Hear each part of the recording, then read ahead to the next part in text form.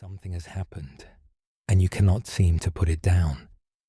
That is where most people are when they find something like this at 1 in the morning.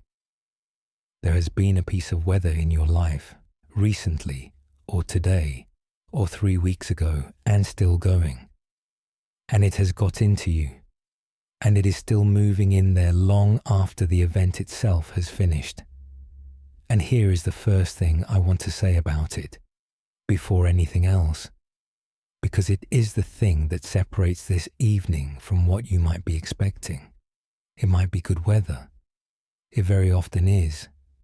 That is not the version anybody teaches.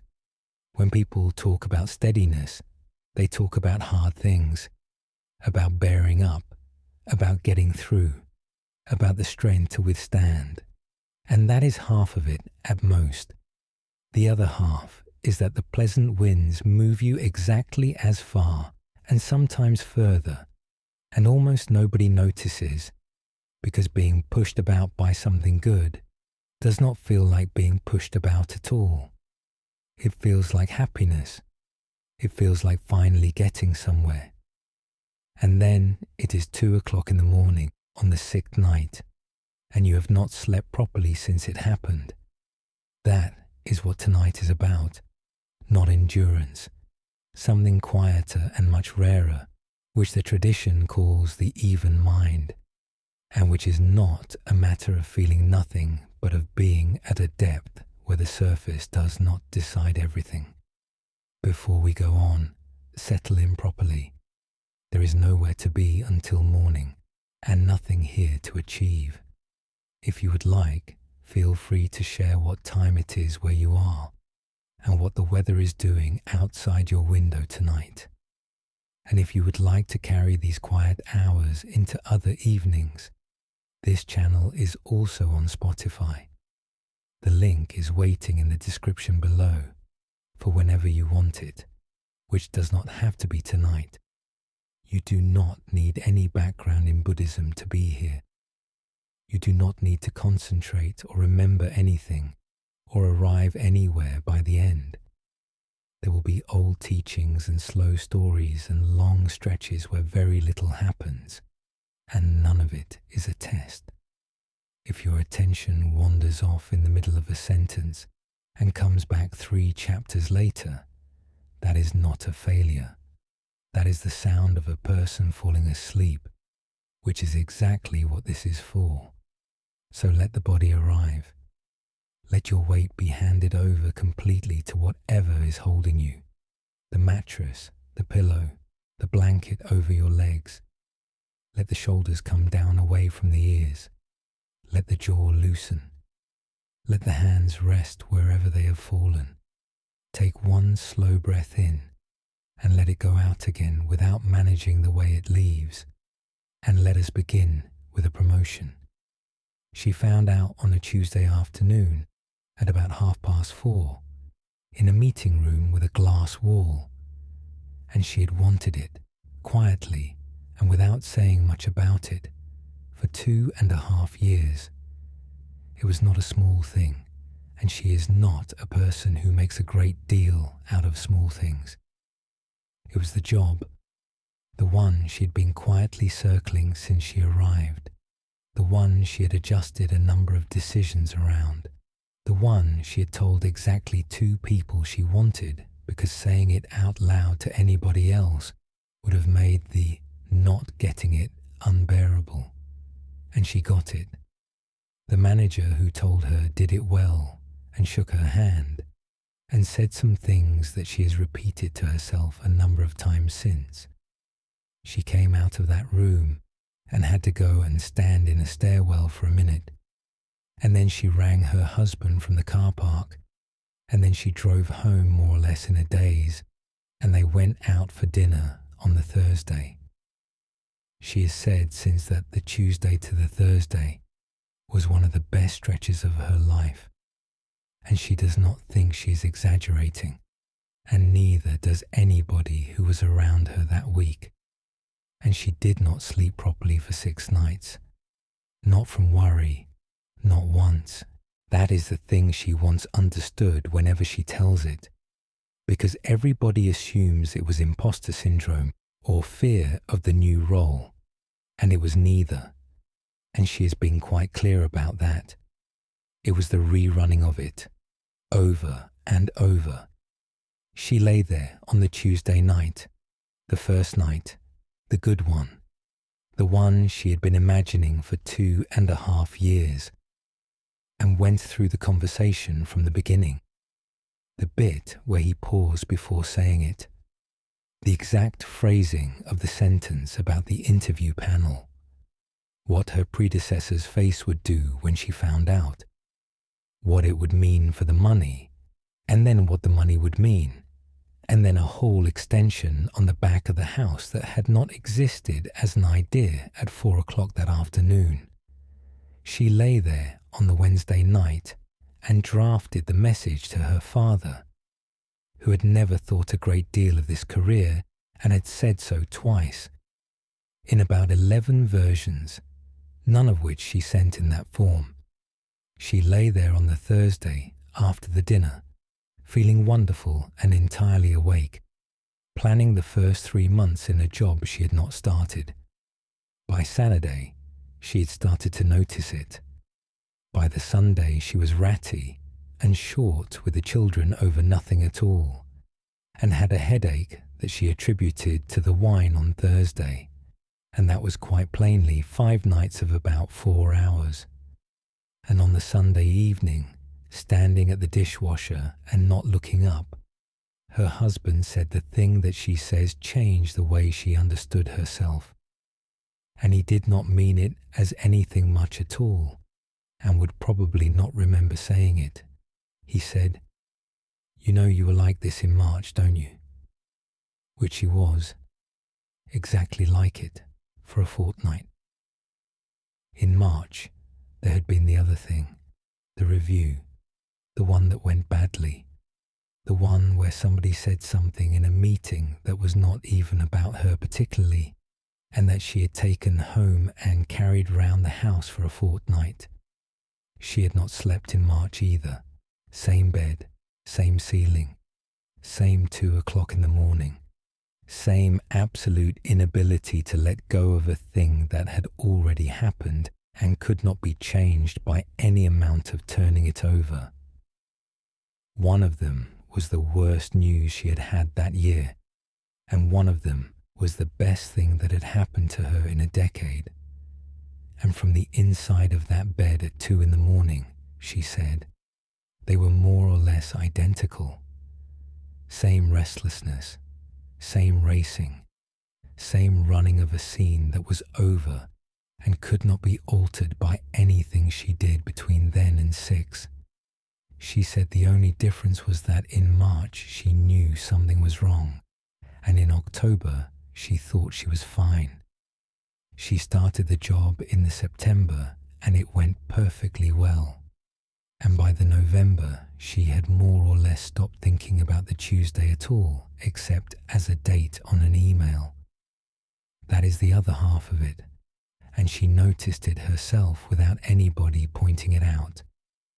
The thing she lost 6 nights to had a shelf life of about 10 weeks.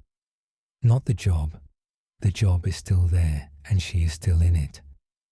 But the enormous, sleep-destroying significance of it. The architecture of what it all means that she built at 2 in the morning, across the better part of a week, evaporated so completely that she cannot now reconstruct what any of it was about. She says the extension is the funniest part. There is no extension. There was never going to be an extension. It existed for about 4 nights in October and was, at the time, extremely detailed.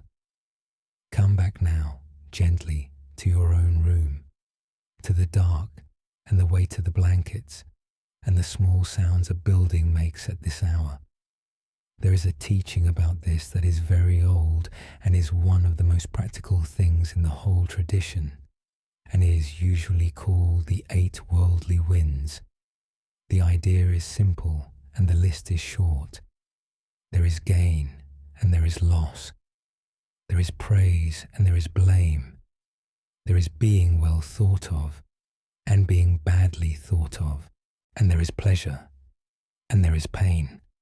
So, 4 pairs, 8 winds, and they are usually described as blowing across the world and across every life in it, in no particular order, and with no regard for what anybody deserves.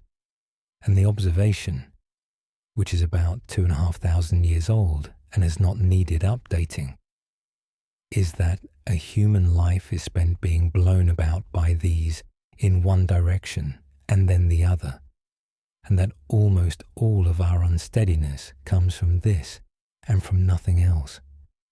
Now here is the part that everybody misses, and it is the part that matters at this hour. They come in pairs for a reason. We do not treat them as a pair. We treat 4 of them as the weather and 4 of them as the goal. We spend our lives trying to arrange more gain, more praise, more good opinion, more pleasure, and understand ourselves to be resisting the other 4. But the teaching does not say withstand half of these. It says all 8 move you. All 8 take you out of yourself and put you somewhere else. All 8 leave you at 2 in the morning running a conversation that is over. And if you look honestly at your own experience, you will find this is true and that you have never once noticed it. Think about the last time you were genuinely, properly delighted about something. The news, the message, the result, the thing that came off. Now think about what your mind actually did with it that evening. Once the lights were out, it ran it repeatedly from the top at speed. It went over the details in an order of its own choosing. It projected them forward into consequences. It rehearsed telling people. It generated a whole architecture of what this means that had not existed that morning. That is exactly what it does with bad news. Precisely the same machinery, running at the same hour, in the same bed, with the same total inability to stop when you have had enough. The only difference is the label on the front of it. And the label is what stops you noticing, because nobody investigates a good mood. So the first thing to say about equanimity, and we will spend the night on it, so there is no hurry, is that it is not about being able to take it. It is not endurance. It is not a stiff upper lip, and it is not a technique for getting through hard things. And anybody who has only ever heard it described that way has heard about a quarter of it. It is evenness, across both, across all 8 of them, in whatever order they arrive. And the word that gets used for it in English is not a good word, which is part of the problem. Equanimity sounds like a temperature. It sounds cool and slightly withdrawn, and like the property of somebody who does not much mind what happens. And we will spend a whole chapter later tonight on why that is not it at all, because the misunderstanding does real damage. The nearest ordinary word is probably steadiness, not the steadiness of something clamped down, the steadiness of something that has enough depth that the surface is not the whole story.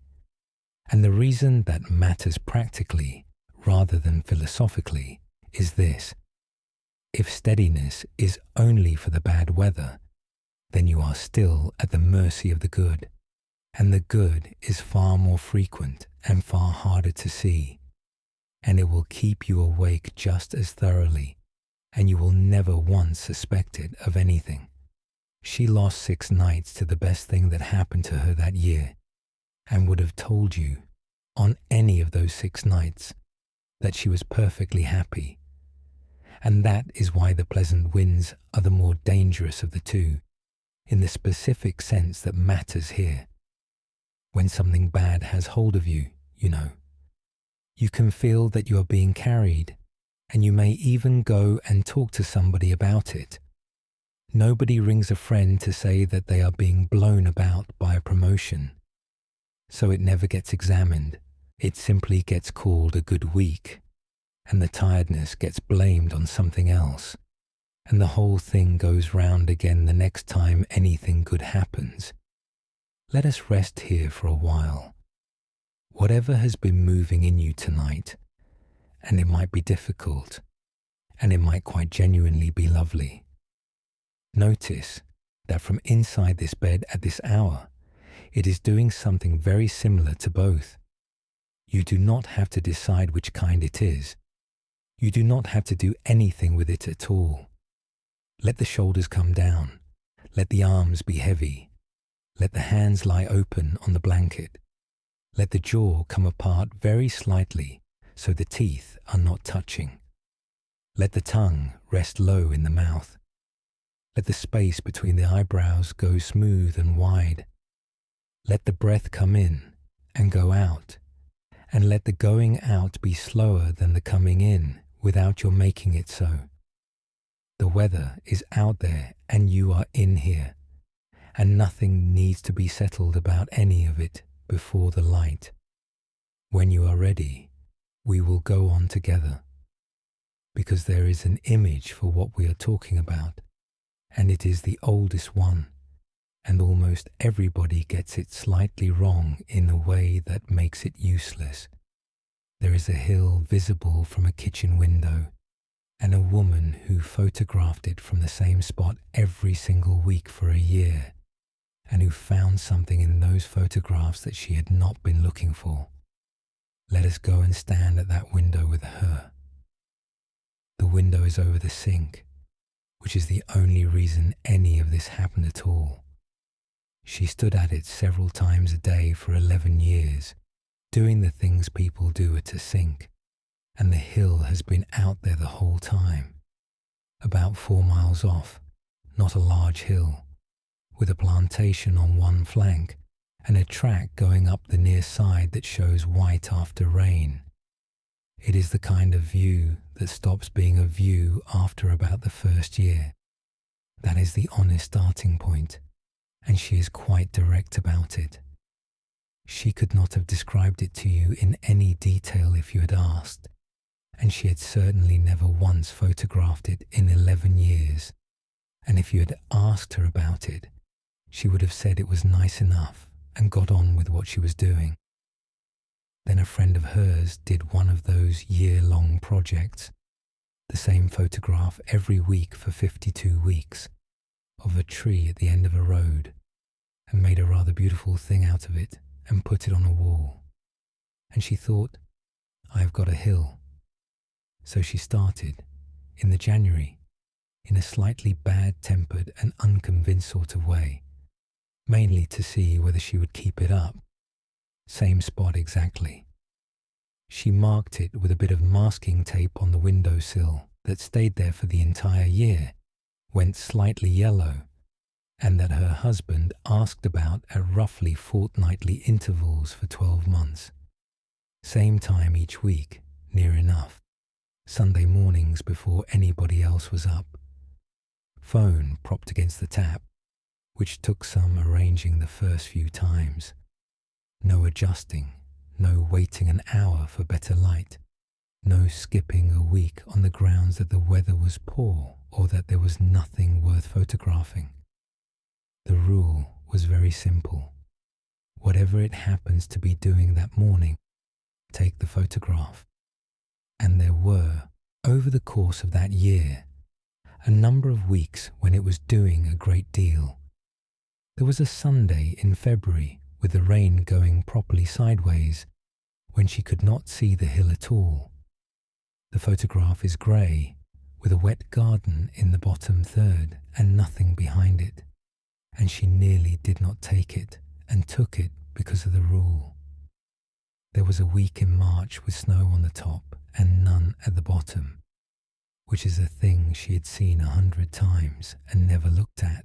There was a spectacular one in September, taken during the gale that had the trampoline over the fence and into next doors, in which the trees in the middle distance are all bent one way, and the light is the strange yellow-green it goes, and the hill, 4 miles back, is exactly where it always is and looks entirely unbothered.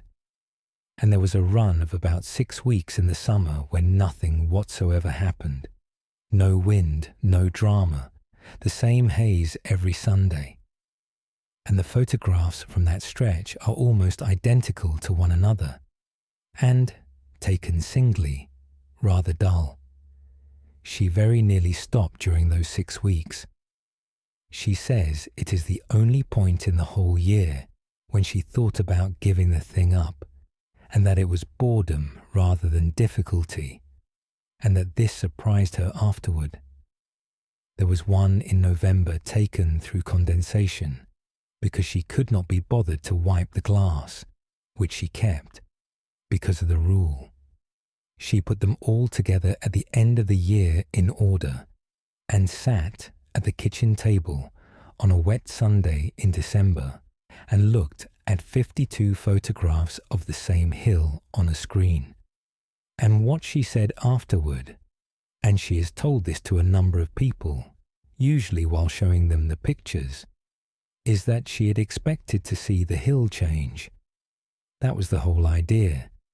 A year in the life of a hill, seasons, light, weather, the plantation going through its colours, and the hill does not change, not once in 52 weeks.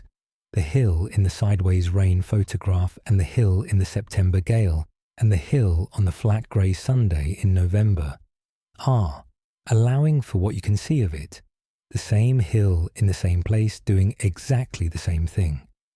What changes, completely, week to week, sometimes unrecognisably, is everything in front of it. She said the odd thing was that this made the photographs better rather than worse, that the series is not about a hill at all once you have seen it. It is about a year of weather, and the only reason you can see the weather at all in any of them is that there is something behind it that is not participating. Take the hill out and you have 52 photographs of grey.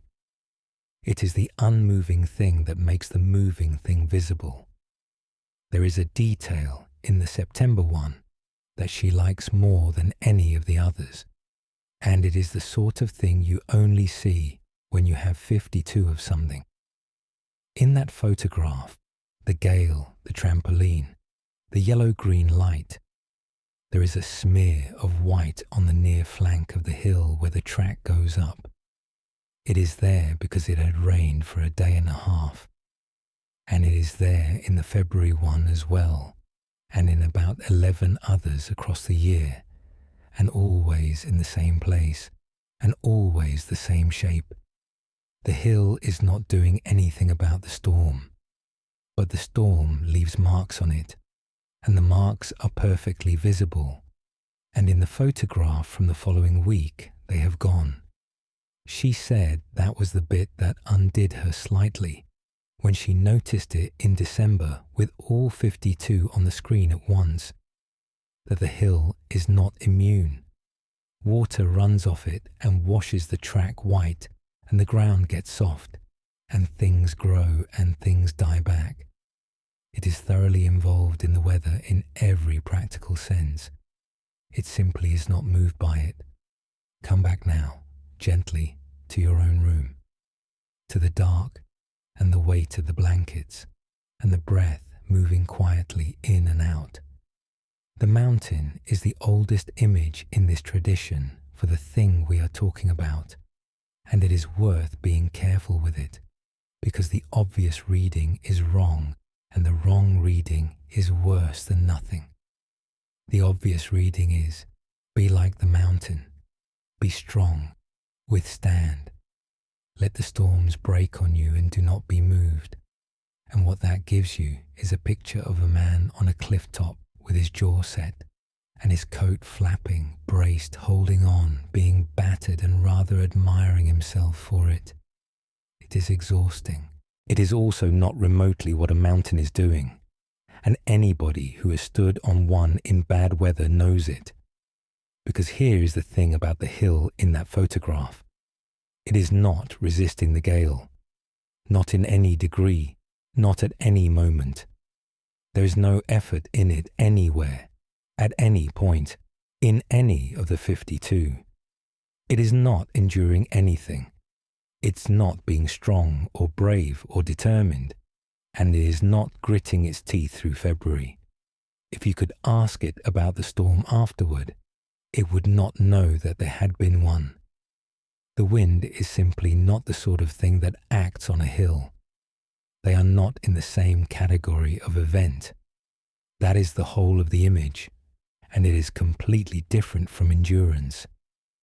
The mountain is not unmoved because it is winning. It is unmoved because the weather and the mountain are operating at different scales entirely, and one of them is simply not available to be pushed by the other. That distinction is worth a moment, because almost every attempt people make at steadiness fails on exactly this point. If you set out to withstand something, you have already agreed to a contest. You are the small thing, and it is the large thing, and you are going to hold on and hope it stops before you do. And it might, and you will be exhausted afterward, and slightly proud, and entirely unchanged. And the next one will find you in the same position with slightly less in the tank. That is the strategy most people are running, and it is not equanimity. It is bracing, and bracing is a thing you can only do for so long, and everybody who has tried to do it for a decade knows what the far end of it looks like. The hill has never braced against anything. So the question is not, how do I become strong enough to withstand this? The question is, what in me is at that scale? And there is an answer, and it is the reason this teaching has lasted, and it is not mystical. Something in you has been present for every single thing that has ever happened to you. It was there in March when the review went badly. It was there in the stairwell on the Tuesday. It was there on the Tuesday when the promotion came. It was there in the worst week of your life, whichever one that was. It was there on an ordinary Thursday afternoon 15 years ago that you cannot remember one single detail of. And it is here now at 1 o'clock in the morning in a dark room doing exactly the same thing it was doing then. Not your mood. Your mood has been all over the place, in both directions, several times a week. Not your opinions or your circumstances or your body, all of which have changed considerably. The awareness in which all of it took place. That is the part that does not participate. It does not get better when the news is good, or worse when the news is bad. It does not improve with praise. It does not have a stake in any of it, and never has. It is what was watching the promotion and what was watching the review, and it was the same in both cases. And it has never once been damaged by anything that has appeared in it. Now, I want to be careful, because this is the point at which this sort of talk can go vague, and vague is no use to anybody at 2 in the morning. I am not asking you to believe anything at all about the nature of consciousness. There is no metaphysics in this. No claim is being made tonight about what you fundamentally are. And if there were one, you would be quite right to be suspicious of it at 1 in the morning from a recording.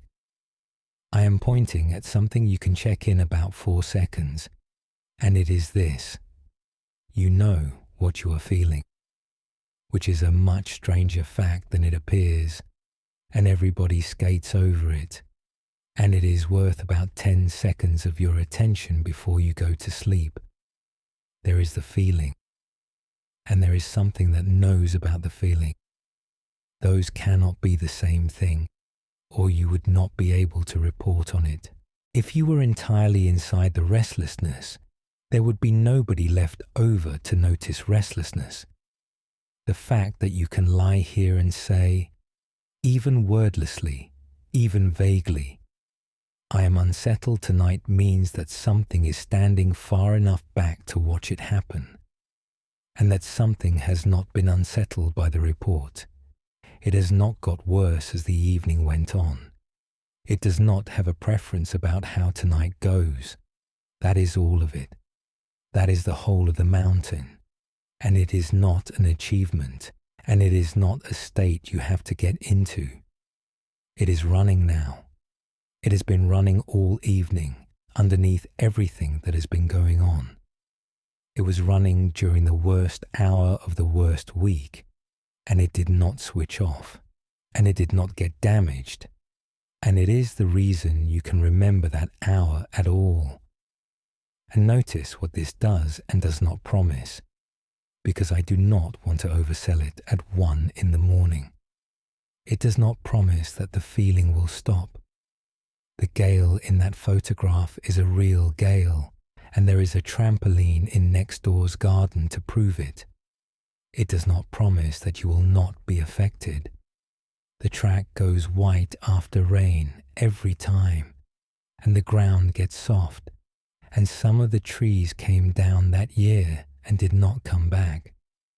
What it says is much narrower, and it is available tonight rather than after years of practice, that there is a level at which the weather is happening, and a level at which it is being registered, and that the second one is not being blown about, and that you have access to both right now, and have had all evening without noticing. Let us rest there for a while, and not try to do anything with it. You do not have to become the awareness, or get into it, or hold on to it. That would be one more effort at the wrong hour. It is not needed, and the attempt would be the only thing standing in the way. It is simply that everything moving in you tonight is appearing somewhere, and that the somewhere has not moved. Let the shoulders come down. Let the arms be heavy. Let the hands lie open on the blanket. Let the jaw come apart, and the tongue rest low in the mouth, and the space between the eyebrows go smooth and wide. Let the breath come in and go out, and let the out-breath be the longer of the two without your arranging it. Whatever is going on in front of the hill tonight, and something is, or you would be asleep, the hill is exactly where it always is. When you are ready, we will go on together, because there is one wind that blows harder than any of the others, and it is not the one anybody expects, and it accounts for an extraordinary proportion of the nights that people lose. There is a teacher in a staff room in July with a stack of feedback forms in front of her, and 29 of them are lovely. Let us go and read the 30th. The forms are the end of course ones. They are anonymous, and the college has been doing them for years in the same format, on the same yellow paper, and everybody complains about them mildly, and nobody has ever changed them. She has 30 of them, because there were 30 people on the course, and she has brought the whole stack into the staff room to go through with a coffee, because it is July, and the building is half empty, and there is nothing else on, and this is generally speaking one of the more pleasant 20 minutes of the year. The course went well. She knows that, and knew it at the time, and was not in any doubt about it walking into the staff room. It is the 4th time she has run the thing, and it was comfortably the best of the 4, and there was a session in the 6th week. One of those ones that comes together out of nowhere, and that you cannot plan and cannot repeat, that she would put in the top 10 of anything she has ever done in a classroom in 22 years. She goes through them. They are good, not politely good, and not the sort of good that people write when they want to get out of the room. Properly good, in the way that anonymous forms are when people mean it, with things written in the free text box that took somebody an actual minute to write. 2 of them mention that specific session in the 6th week. One says something about her that she has privately always hoped somebody would notice and has never expected anybody to say. 29 of them, in one way or another, tell her that she's very good at her job, and the 30th one says, fine, but she clearly has favourites. That is it. That is the whole of it. 6 words in biro, in the free text box at the bottom, on the same yellow paper as all the others, in the same stack, from the same room. Nobody signed it. Nobody was ever going to sign it. It cost the person who wrote it about 11 seconds, and they have almost certainly not thought about it since. She read the whole stack in about 12 minutes and put them in her bag. She thought about the 30th one for 6 months, not constantly and not every day. That would be a different sort of story and a rather more worrying one. But it went in, and it lodged somewhere, and it came back at intervals for half a year without any invitation. In the car on the way home, in the shower, in the middle of a lesson 11 weeks later, when she caught herself deliberately not calling on a particular student, and then wondered whether she was overcorrecting, and then wondered whether the fact that she was wondering about it at all rather proved the original point. That is the shape of it. It does not stay still. It gets into the way you do the job, and then the way you do the job becomes further evidence, and there is no bottom to that. She tried, of course, to work out who had written it. She got a good deal further with this than she is comfortable admitting. She went through the register in her head. She thought about who had sat where, and who had asked questions, and who had gone quiet in the last fortnight. She looked at the handwriting, which was block capitals and told her nothing at all, and then wondered whether the block capitals were themselves a decision. She arrived at a candidate. Then, over the following week, at a second candidate. And then she caught sight of what she was actually doing.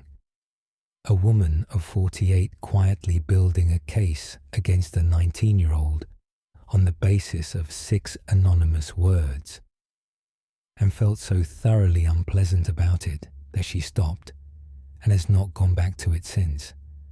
She told exactly one person about it 6 weeks later in a pub, having had a glass of wine and not meaning to mention it at all. And the person said the correct thing, the obvious, sensible, entirely true thing, which is that 29 people out of 30 had gone out of their way to say she was wonderful at her job, and she said, entirely honestly, and without any self-pity about it, and with a certain amount of frustration at herself, I know, I do know, I have read them all several times. It does not help at all. Which is, I think, the most accurate sentence in the whole story, and anybody who has been on the receiving end of that kind of reassurance recognizes it immediately. There is a postscript, and she tells it because it is the only part of the story that is any use to anybody. The following July she ran the course again and got the forms again, and this time there were 2 that were not glowing. One about pace and one about the reading list, and she read the whole stack in 12 minutes and thought about the 2 of them for about 2 days, which is not nothing, and which is a very long way from 6 months. She did not become a different person, and nothing was cured. She says the only thing that changed was that she had watched herself do it once, in full, over half a year, and that the second time round there was something in the back of her mind saying, not unkindly, here we go, come back now, gently, to your own room, to the dark and the weight of the blankets, and the breath moving quietly in and out. Praise and blame are the second pair on that list of 8. And of all 4 pairs, they are the ones that get inside a person furthest and stay there longest. And there is an asymmetry between them that every single person listening to this has experienced repeatedly, and that almost nobody has ever had explained to them. Blame goes deeper than praise. It stays a great deal longer, and it does not obey arithmetic in any recognizable way. 29 to 1 is not a score. It has never worked like a score for anybody at any point in the history of feedback. One critical line will outweigh 29 warm ones, not because you are unusually fragile, and not because you are ungrateful, and not because you are failing to appreciate the people who were kind to you. It is because that is how the machinery is built, in everybody, without exception. And it is built that way for reasons that made excellent sense when the cost of missing a threat was rather higher than it is now, and that are of very limited use in a staff room in July with a coffee going cold. So the first thing to say is, you are not doing this wrong. Everybody has an example. Ask anybody over 40 about a sentence that was said to them and watch how fast it arrives. Not with effort, not after searching.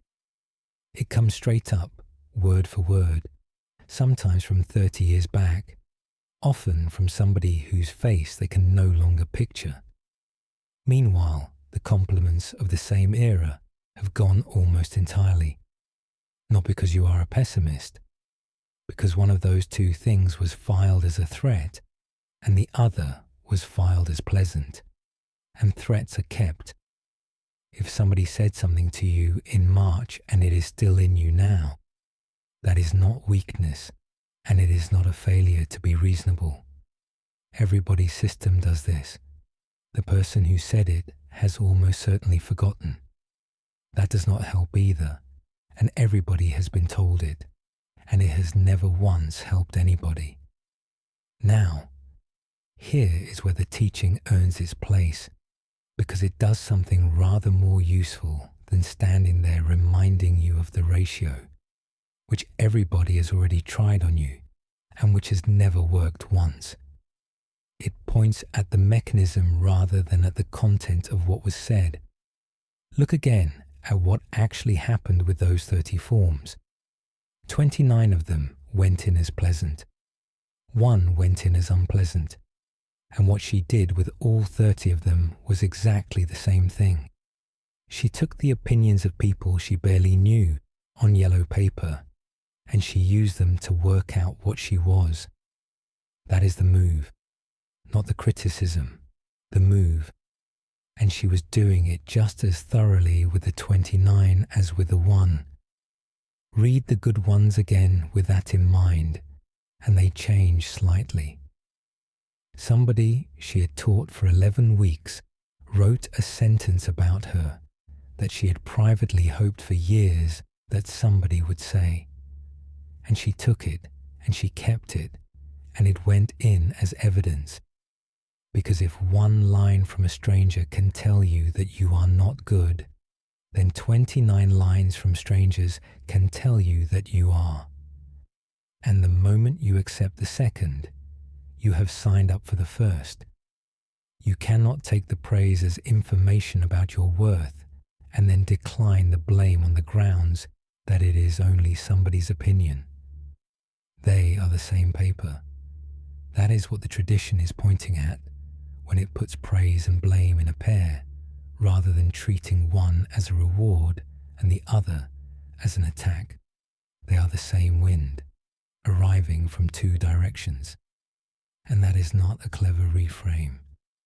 It is the thing that makes the whole arrangement so exhausting, and it explains something that everybody has felt and nobody names. That a run of praise does not make you steadier, it makes you more dependent, because you have just been paid in a currency you have agreed to accept.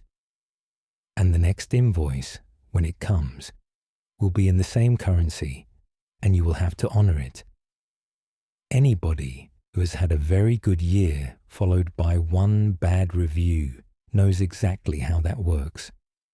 And the freedom in it is not ignore what people say, which is impossible, and would also make you a worse teacher, a worse colleague, and a worse friend. The freedom is much narrower and entirely achievable. Take the information, decline the verdict. Clearly has favorites does contain a piece of information, and it is a real one, and it is worth having. The information is that at least one person in that room, for 11 weeks, felt overlooked. That is genuinely worth knowing. And it has an action attached to it, which is small and specific, and takes no emotional effort at all. Be a bit more deliberate about who gets called on, and keep half an eye on the quiet ones. That is the entirety of its useful content. It takes about 90 seconds to extract in daylight with a coffee. What it does not contain, what it could not possibly contain, and what nobody ever intended it to contain, is a ruling on what she is as a person and a teacher and a human being. 6 words in biro cannot do that. Nothing written on yellow paper can do that. And the 29 do not contain one either, which is the part that stings and is the part that sets you free. They tell her that the course worked, which is genuinely worth knowing, and which she should be pleased about. What they do not tell her is that she is good, because that is not a thing that 30 people on yellow paper are in any position to establish about a human being, and never was, and would not be even if all 30 had agreed. So, here is the practical version of all that, for tonight. If something somebody said is still in you at this hour, and for most people listening there is something, and it may be years old, you are allowed to hold it the way she eventually learned to hold that form. There is a fact in there somewhere. It is probably quite small. It may well be useful, and you can look at it tomorrow in daylight when the offices are open and you are a person who has slept, and there is a verdict wrapped round the outside of it, which was never theirs to issue, and which they almost certainly did not think they were issuing, and which you have been carrying about ever since, as though it had been handed down by somebody with the authority to hand it down. And there is one more thing worth saying, because it is where this most often gets misunderstood.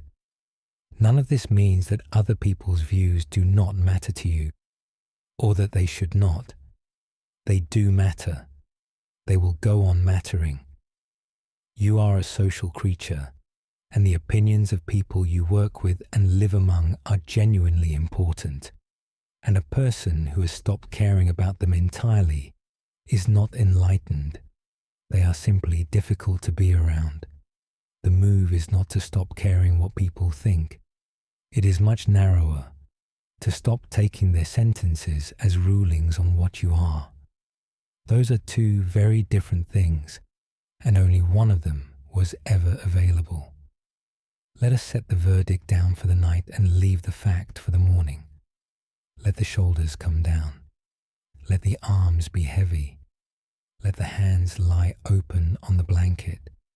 Let the jaw come apart, and the tongue rest low in the mouth, and the space between the eyebrows go smooth and wide.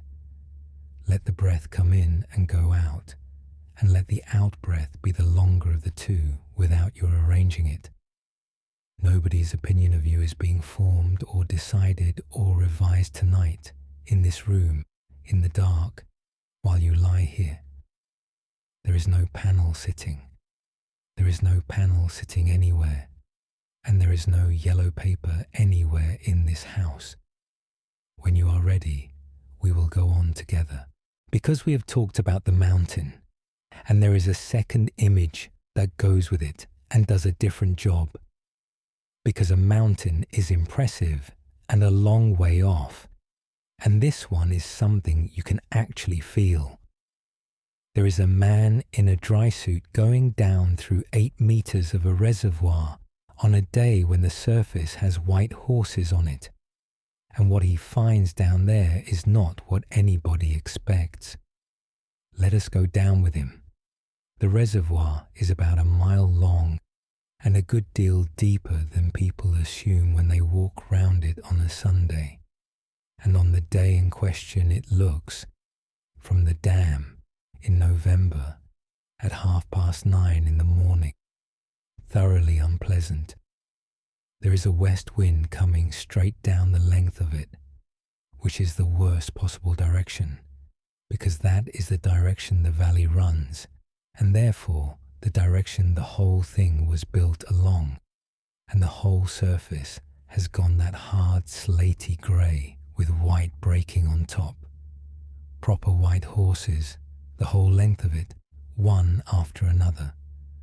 Water slapping against the concrete at the near end, coming back at itself, making that confused chop you get where 2 lots of it meet. The kind of surface that a person standing on the dam with a coffee, watching it, would describe without a moment's hesitation as rough.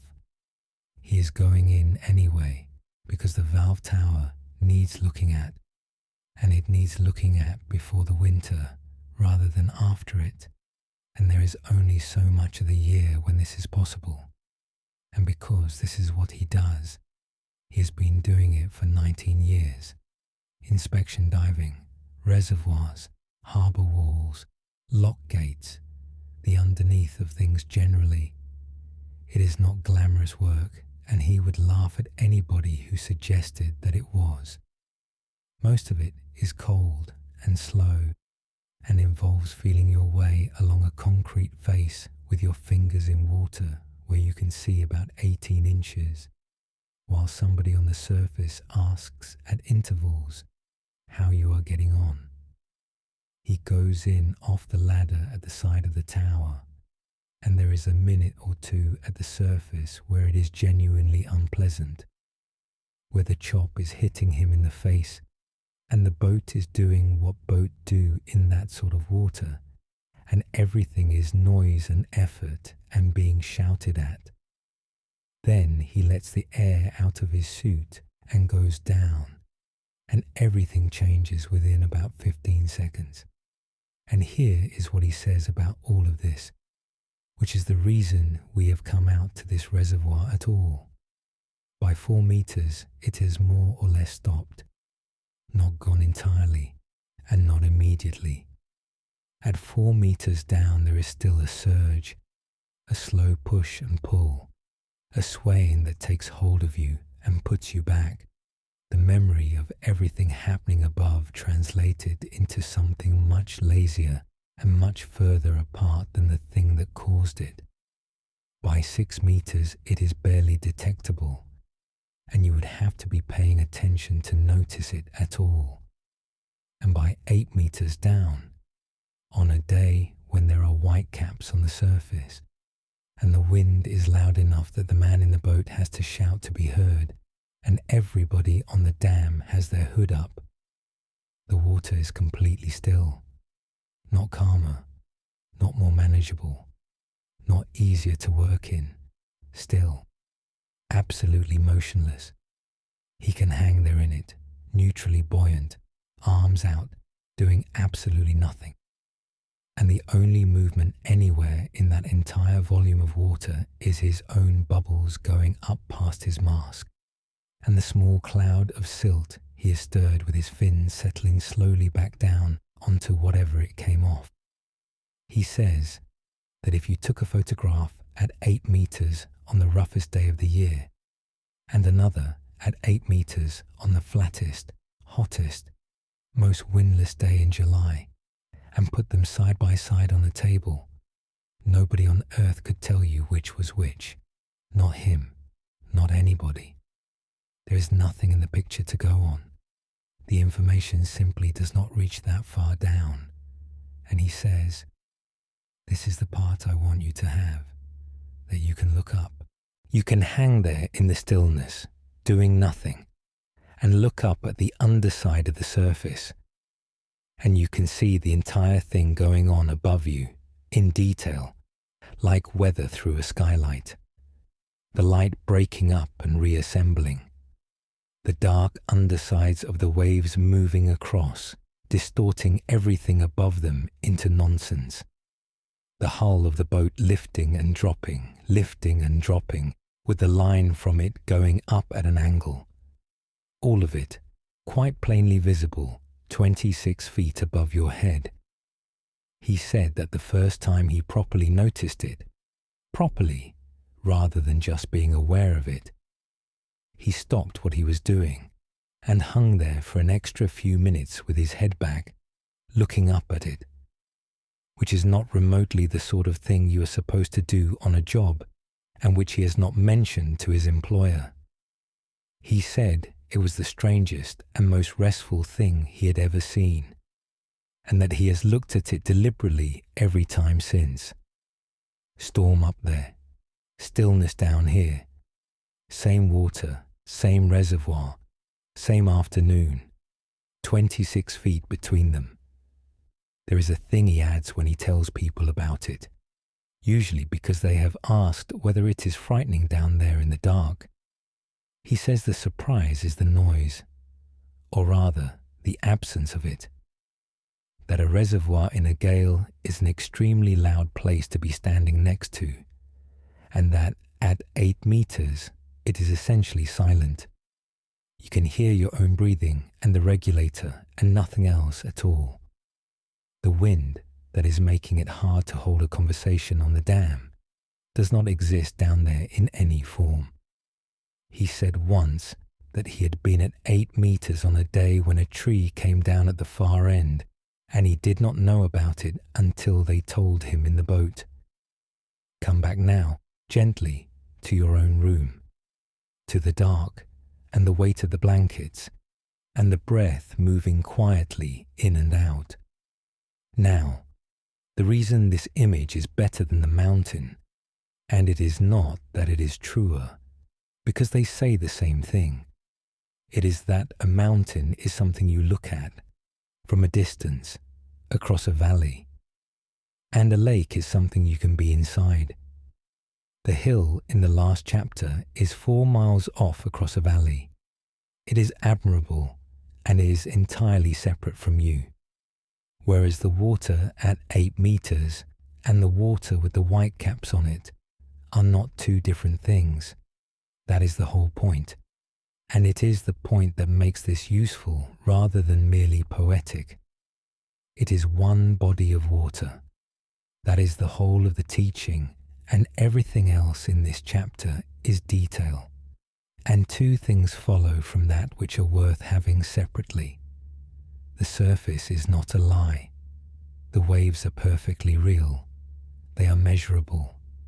If you were up there in a small boat, you would be having a genuinely bad time of it, and nobody would tell you that you were imagining anything. Nobody at 8 meters is claiming that the storm is imaginary, or that the people up top are making a fuss, or that it would all be fine if they just changed their attitude to it. And the depth is not somewhere else, and this is the half that people miss. It is not a different lake, or a better lake, or a lake that opens to people who have done the reading. There is no membership. It is the same water, in the same reservoir, at the same moment. And the difference between 2 feet down and 26 feet down is not a difference in the water. It is a difference in one thing only, which is how much water there happens to be between you and the wind. So when the tradition talks about a still mind underneath a disturbed one, it is not making an exotic claim about some special state available to a handful of people who have done a great deal of sitting. It is saying something much more ordinary and much more useful, that most people spend the whole of their lives in the top 2 meters and have never been told there is anything else. And that is not a criticism of anybody, and it is not a failure of yours, and it is not something to correct. The top 2 meters is where the light is, and where everything happens, and where all the interesting things are, and where every conversation you have ever had took place.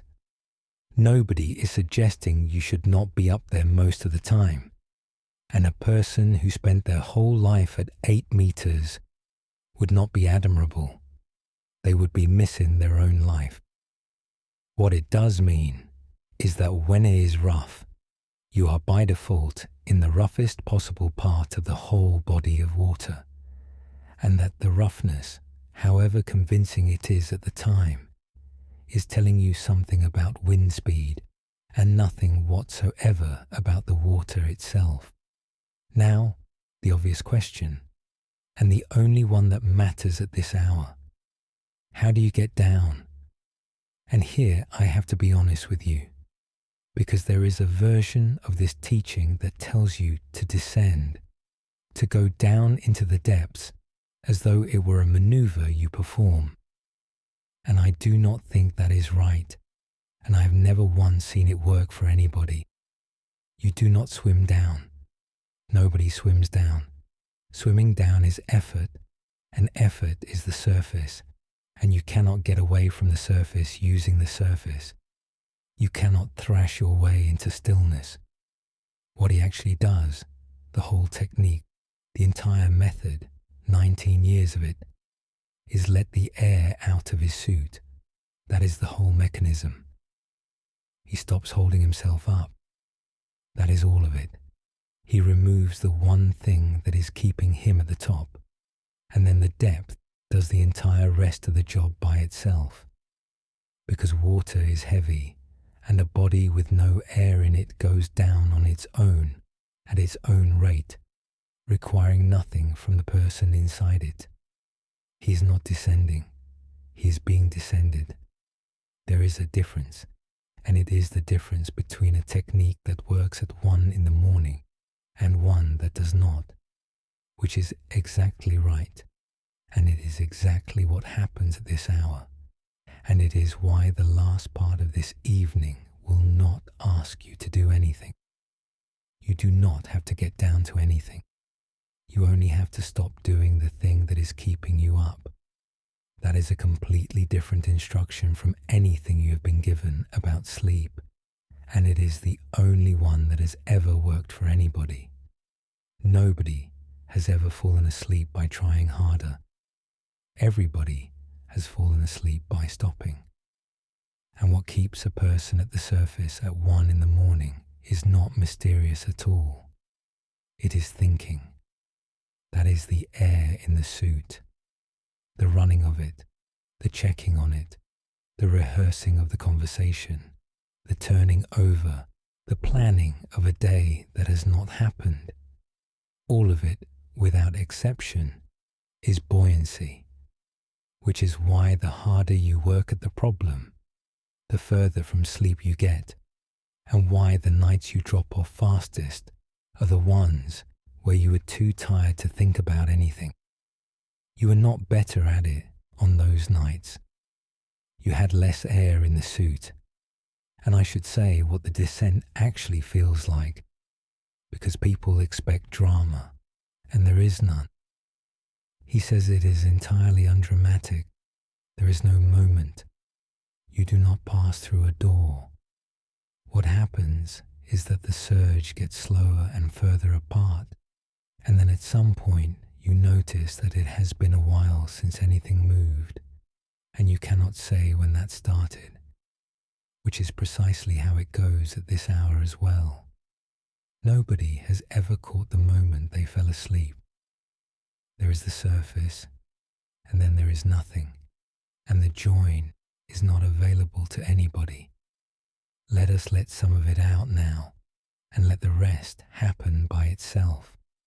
Nothing has to be achieved here. You are not aiming for a particular depth. There is no bottom you are trying to reach, and nobody is going to ask you in the morning how far down you got. Let the shoulders come down, and then a little further than that into the mattress. Let the arms be heavy, properly heavy, the whole weight of them going down into the bed, the way an arm goes when somebody else is lifting it. Let the hands lie open on the blanket, holding nothing. Let the jaw come apart, and the tongue rest low in the mouth, and the space between the eyebrows go smooth and wide. Let the breath come in and go out, and let the out-breath be the longer of the two without your arranging it. Each out-breath is a little more air let out of the suit, and nothing else is required of you at all.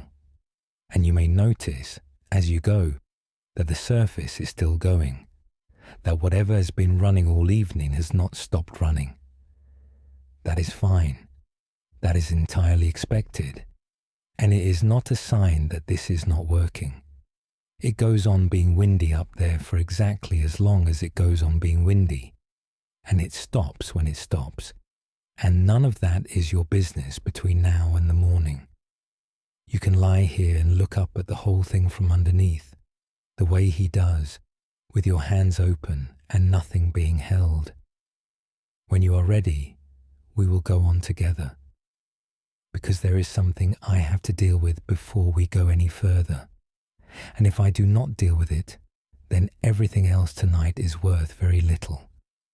There is a word for what happens when somebody mistakes stillness for absence, and it is not equanimity, and it does a great deal of harm. There are two people sitting either side of the same bed in the same room on the same night, and both of them are quiet, and both of them look composed to anybody walking past, and they are doing completely different things. Let us go and sit in that room and see the difference. The room is on the ground floor of the house, the front room, the one that was never really used, because the stairs became impossible sometime around March, and it has a bed in it that is not the bed she slept in for 50 years. It arrived on a lorry in the spring with 2 men and a form to sign, and it has a handle on a cord and sides that come up, and it is the only thing in that room that does not belong to her. It is late, somewhere between 1 and 2 in the morning, on a Thursday in November. There are 2 people in that room besides her. One is her son, who is 52, and who is sitting in the chair by the window with his hands flat on his knees and his coat still over the back of it. One is a woman from the hospice, who has been coming 3 nights a week for a fortnight now, and who is sitting on the other side of the bed, closer in than he is, close enough to reach, with a book on her lap that she opened at 9 and has not read a page of. And if you walked past that door and glanced in on your way to the kitchen, you would see 2 perfectly calm people. Neither of them is crying. Neither is fidgeting or checking a phone or getting up to find something to do in the kitchen. Neither is talking. The room is quiet. The breathing on the bed is doing the thing that breathing does at that stage, which anybody who has sat with it recognizes immediately, and nobody forgets. And both the people in the chairs are entirely composed. They are not, however, doing remotely the same thing. The son is not in the room. He has not been in the room for weeks. He has not been in the room properly for about 6 weeks. He arrives on time. He sits for the right amount of time. And he handles things, genuinely handles them, better than anybody else in that family. He has been magnificent with the paperwork. Everybody says so. And he has dealt with the bank and the care package, and a genuinely awful conversation with an insurer that reduced his sister to tears and that he got through in 11 minutes. And he has gone somewhere else entirely. Something in him closed at the end of the summer, around the time of the second set of scans, if you were being precise about it, and it has not opened since. He does not feel very much about any of it. He has noticed it. That is the part people do not expect. He knows perfectly well that he is not feeling what he ought to be feeling. And it worries him at odd moments, usually in the car, usually at a set of lights. And then that worry closes over too, within about a minute, and he puts the radio on. He is calm, because there is nobody at home in there to be anything else. The woman from the hospice has been doing this work for 26 years. She is not detached, and she is not managing anything. That is the thing that is very hard to see from the doorway, and that is completely obvious from the chair next to her. She is watching continuously without appearing to. She has noticed, in the last 10 minutes, a change in the breathing that the sun has not noticed and will not notice. She has noticed that the hand on the blanket is cooler than it was at midnight. She is entirely, minutely present with a dying woman she met a fortnight ago, and she is moved by her. That is the part that matters. She likes her. She has laughed with her twice, properly, at something she said about a neighbour. She knows the names of both her sisters and which of them she fell out with in 1987. None of that is professional distance. All of it is the opposite of professional distance, and she would tell you that it is the only way the job can be done for 26 years rather than 4. At about 2 o'clock, she will get up and do something small and unremarkable with a sponge and the woman's mouth, which takes about 90 seconds and which nobody will ever know about. And she will do it with a tenderness that is not being performed for anybody, because the only other person awake in that room is not looking. And she is steady. And she is steady not because she has locked anything down, or armoured anything, or arrived at a philosophical position about death, because she has been here before, and because she is not fighting it, and because 26 years have taught her that being present at this is survivable, and that the way through it is not to leave. She will cry in the car afterward. Not every time. She is quite matter-of-fact about this. But sometimes in the car park, before she puts the key in. She went to the funeral of a man in February and stood at the back and did not introduce herself to anybody and left before the sandwiches.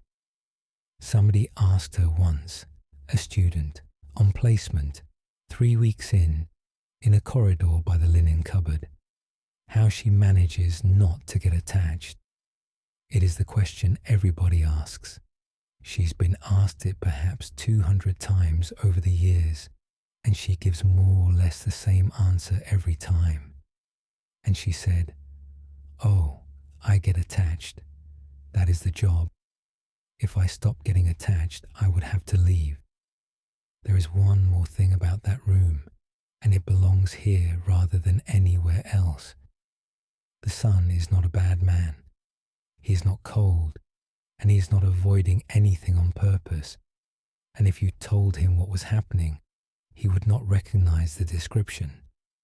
What happened to him is what happens to a very large number of people, somewhere in their 40s or 50s, which is that something arrived that was genuinely too much to be felt, while also driving to the hospital 4 times a week and dealing with an insurer, and a perfectly sensible emergency system did what it is for.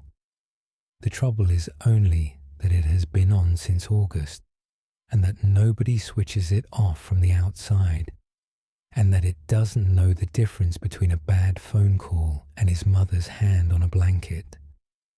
Come back now, gently, to your own room, to the dark and the weight of the blankets, and the breath moving quietly in and out. Here is the thing I wanted to make sure was said tonight, and it matters more than any of the images. Equanimity is not numbness. It is very nearly the opposite of it. They look more or less identical from the outside, at a glance, in a doorway, and they could not possibly be more different. And the confusion between them has done a great deal of damage to individual people and to what most of the West thinks Buddhism is about. Numbness is a defense.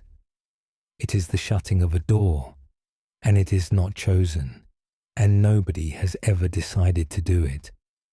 It arrives on its own when something is too much to be felt and still function, and some part of you takes the entirely sensible emergency measure of turning the volume down.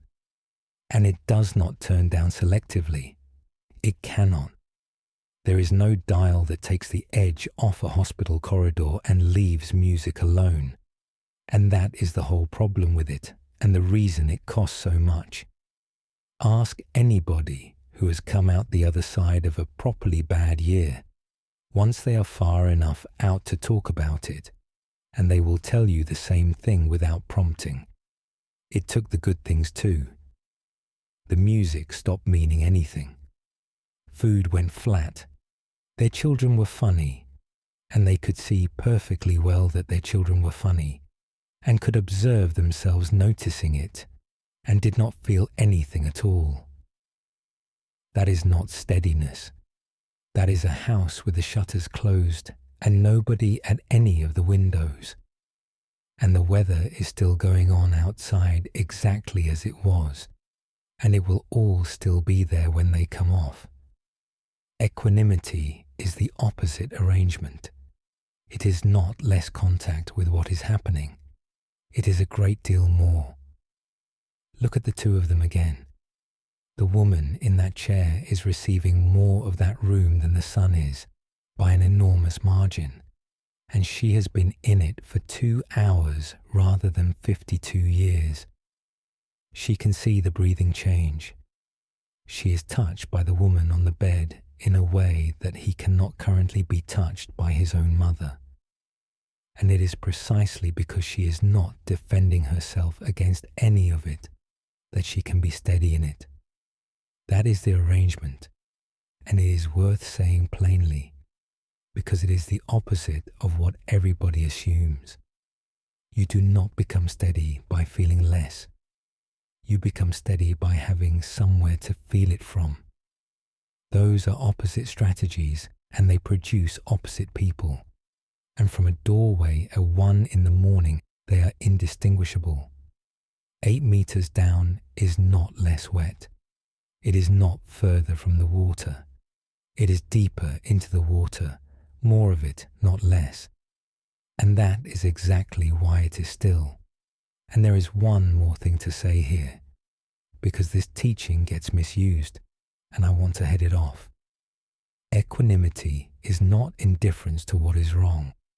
Nobody in this tradition has ever suggested that an even mind means accepting cruelty, or looking calmly at injustice, or declining to act because everything is impermanent anyway.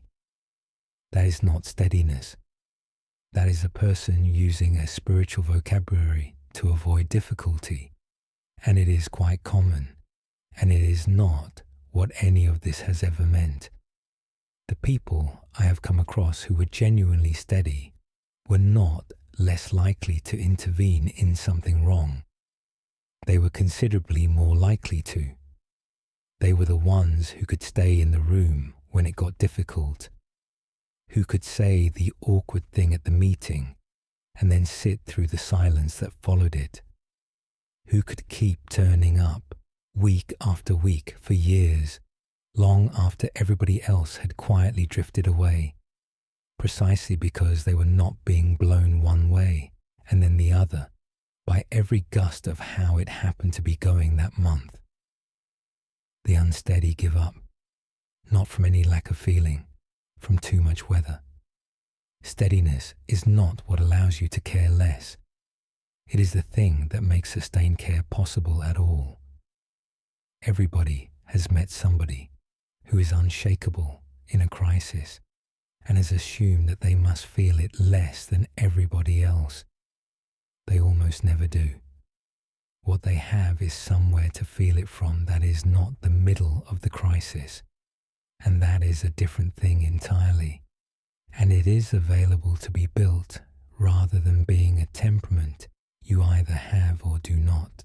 The sun cannot sustain anything at all because he is not there to sustain it. In a year's time, and it is usually about a year, the shutters will come off on some ordinary afternoon for no reason he will be able to identify. And all of this will still be waiting for him exactly as it is tonight. He will have to do it then, on his own, with nobody left in the bed to do any of it alongside. So if something in you has quietly gone flat over the last year or two, and for some of the people listening to this it has, then that is worth knowing about and worth taking seriously in daylight with somebody who can actually talk to you. And it is emphatically not what any of tonight is working towards. Nothing in this tradition has ever recommended it. It is what happens to people who have had too much, and it is a kindness from a system that was trying to help, and it is not the goal of anything. And if none of that is you, if you are simply somebody who has had a rough few weeks and is awake at 1 a.m, then take the smaller version of it, which applies to everybody. Every time you have tried to be calm by not feeling something, it has cost you the rest of the evening as well. That is the deal, and it is not negotiable, and it is why the flat weeks are flat all the way through, rather than only in the places you wanted them to be. Let us rest here for a while, with everything left open. Nothing has to be shut down tonight. Nothing has to be stopped feeling. Whatever is moving in you is entirely allowed to go on moving, and you do not have to be at the top of it while it does. Those are two separate things, and almost everybody tries to do them at once, to stop the feeling and to stay at the surface, which is why it is so exhausting and why it has never worked. Let the shoulders come down. Let the arms be heavy. Let the hands lie open on the blanket. Let the jaw come apart, and the tongue rest low in the mouth, and the space between the eyebrows go smooth and wide. Let the breath come in and go out, and let the out-breath be the longer of the two without your arranging it. You are not being asked to care less about anything or anybody tonight, only to stop holding yourself up. When you are ready, we will go on together, because if steadiness is not rigidity and it is not shutting down, the obvious question is what it actually looks like in the middle of something. And there is a very good answer to that, and it comes from a construction site in a gale.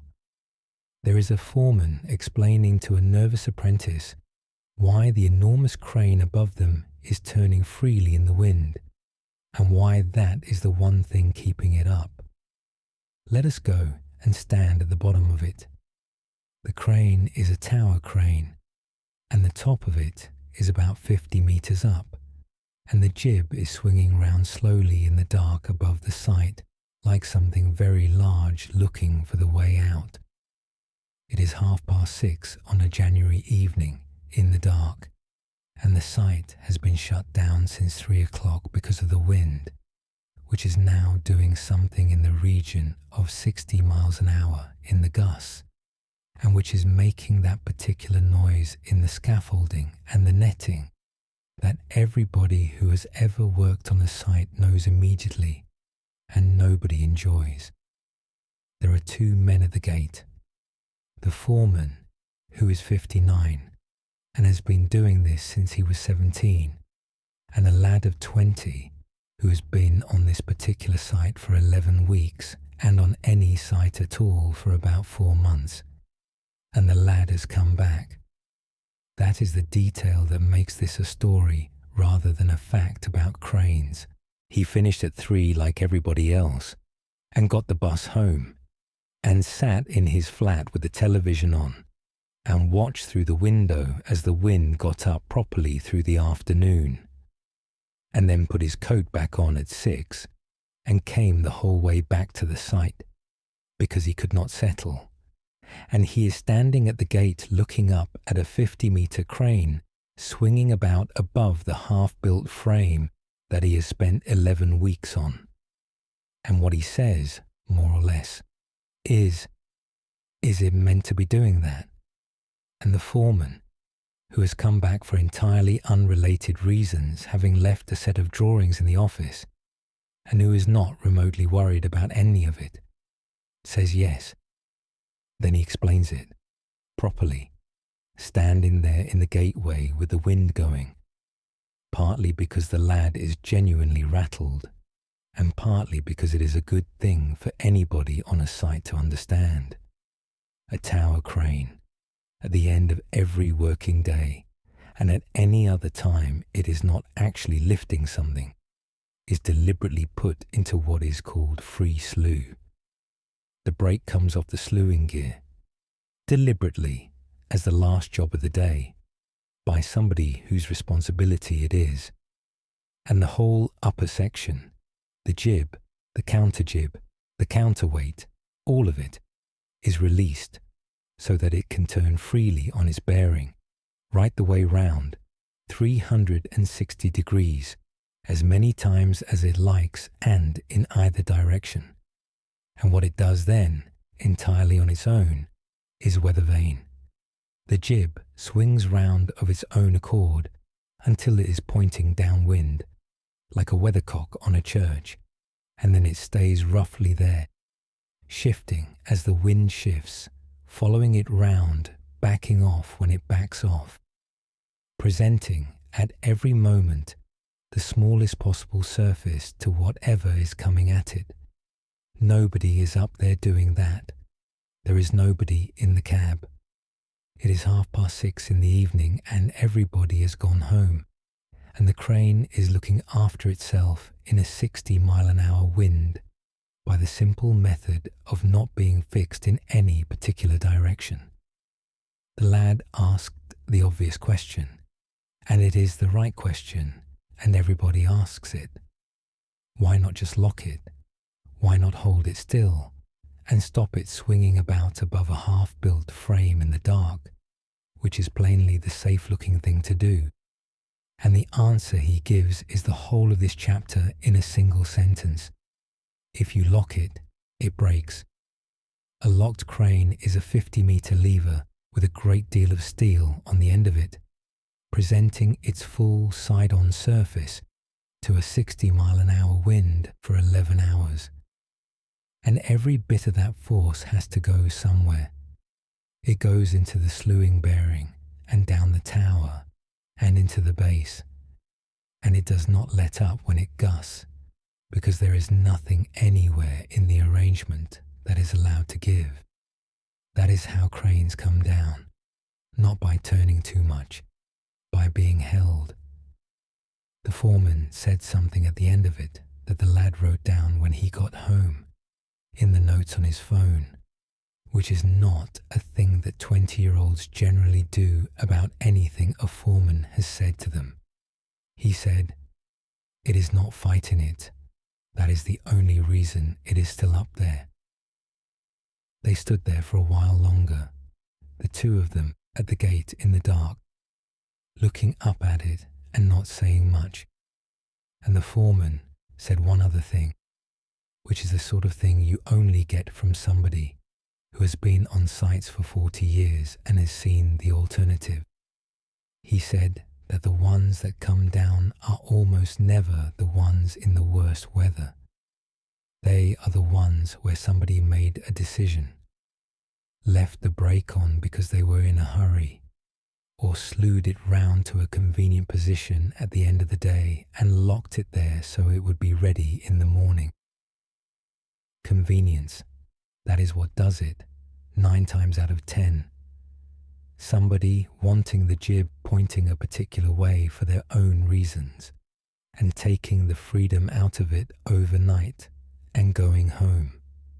Come back now gently to your own room, to the dark and the weight of the blankets, and the breath moving quietly in and out. Here is what that crane knows about weather, and what most people never find out about themselves. Rigidity is not strength. It never has been in any structure, anywhere. It is a specific and well understood engineering failure, and it happens to be the exact failure that this teaching has been pointing at for something like 2,500 years, long before anybody had a tower crane to demonstrate it with. The tradition tended to use trees and rivers and reeds. The crane is simply the modern version, and it has the advantage of coming with an instruction manual that says so in writing. Look at what actually happens in a person when they brace against a feeling, because it is worth seeing in detail once. You set yourself against it. You turn side on and present the largest possible surface. You take the entire force of the thing and route it straight down through the middle of yourself. And you do this with your jaw, and with your shoulders, and with your breathing, and with a low, continuous muscular effort that has been running since some point this evening, and that nobody has ever pointed out to you. That effort is a very large part of why you are as tired as you are, and it is not the difficulty. It is what you have been doing about the difficulty, and the force does not go anywhere. It cannot. There is nowhere for it to be dispersed to. It goes into the structure, into the jaw, into the shoulders, into the lower back, into a stomach that has been slightly tight since about 4 o'clock this afternoon, and it stays there because you have provided it with a solid surface to act on and no way out. That is what a bad night is actually made of, and it is worth being precise about it. Not the difficulty, the holding. The difficulty is generally quite compact. It could be stated in about 11 words, and often has been to a friend in a kitchen. What takes up the whole night is everything you are doing around it. Now, the thing the lad understood standing at that gate, and that took him rather longer than the mechanics of it, is that free slew is not the crane giving up. It is not slack. The crane is still there. It is still bolted to a base with several hundred tons of concrete in it. It has not fallen over. It has not stopped being a crane. And in the morning, when the wind has dropped, somebody will climb up there and put the brake back on and lift a skip full of blockwork about 40 meters with it, exactly as they did on Tuesday. The base is completely rigid, several hundred tons of concrete in the ground, mass concrete foundations, the most immovable thing on the entire site. It is only the top that turns, and that is the arrangement the whole of this evening has been circling, and it is worth holding onto through the rest of the night, because it answers the objection that almost everybody makes to a teaching like this one: steady at the bottom, free at the top. That is the answer to the objection that everybody makes to a chapter like this, which is, if I stop holding on, what stops me being blown away entirely? And the answer is that nothing about the base has changed. Nobody has taken the bolts out. The concrete is still there. Your commitments are still your commitments, and your people are still your people, and the things you care about are exactly as fixed as they were an hour ago. Releasing the slew does not loosen the foundations. Those are two completely different parts of the structure, and the reason the crane can afford to turn freely all night is precisely that the bottom of it is not going anywhere. Not floppy, not slack, not detached, and not indifferent to which way the wind happens to be blowing. The whole point of weather vaning is that it responds to the wind continuously, more responsively than a locked crane ever could.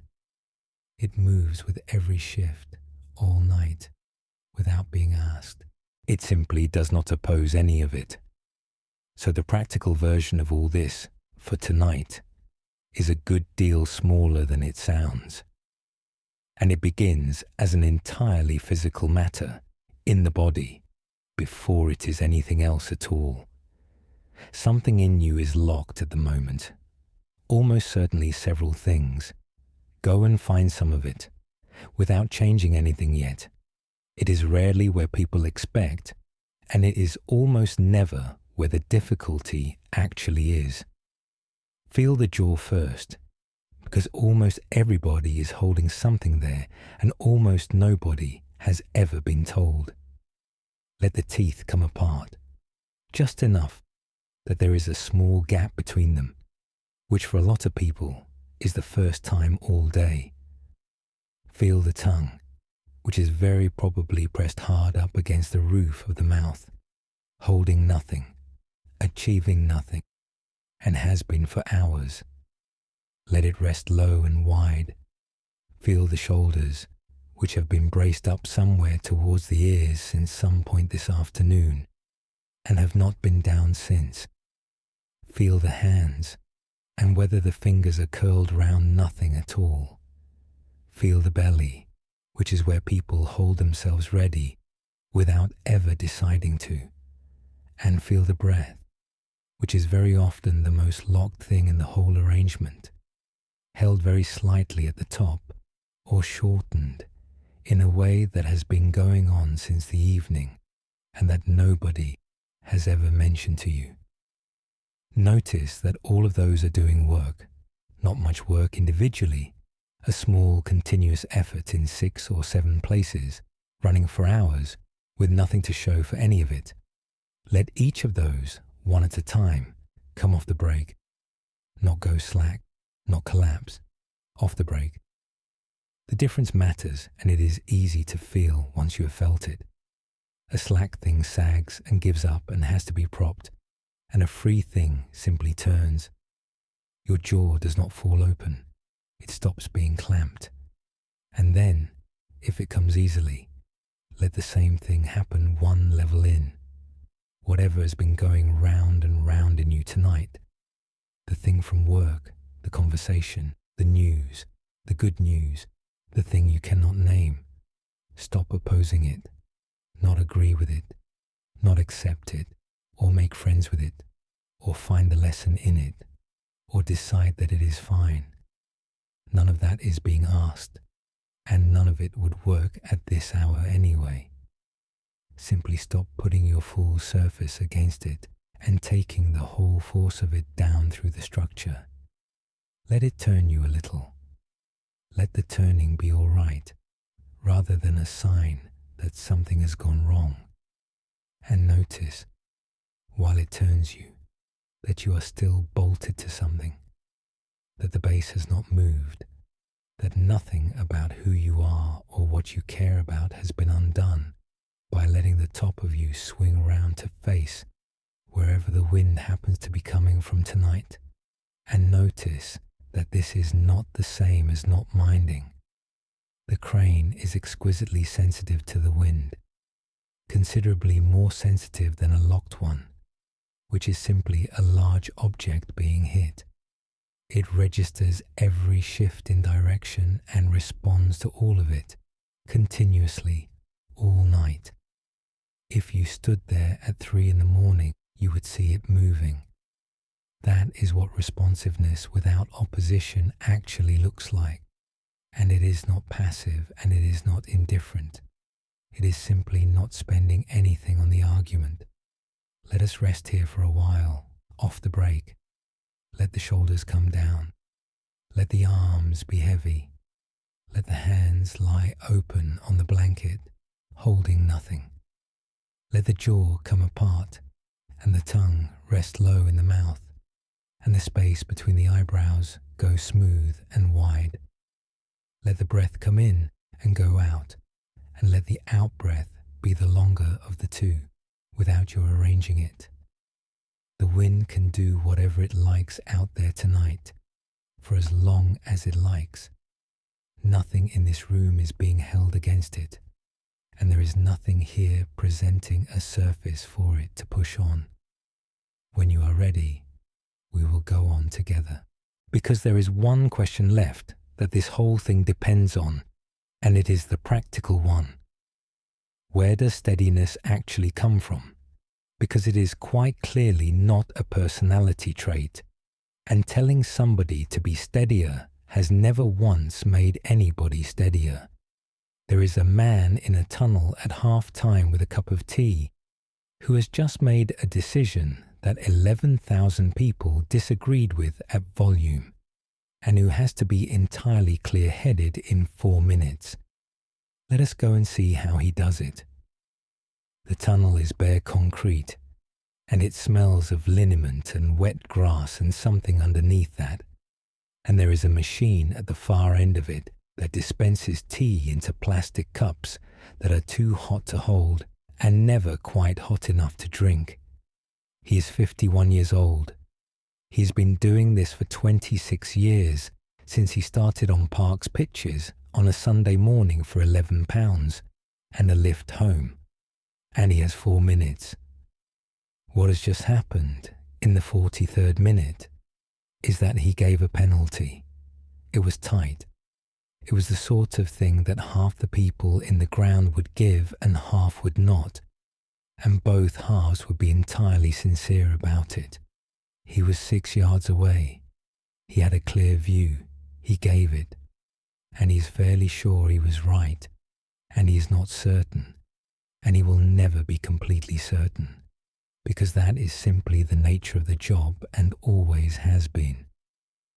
11,000 people disagreed with him about it, at volume, for a considerable period afterward, and several hundred of them are still disagreeing about it now in the concourse with a pie.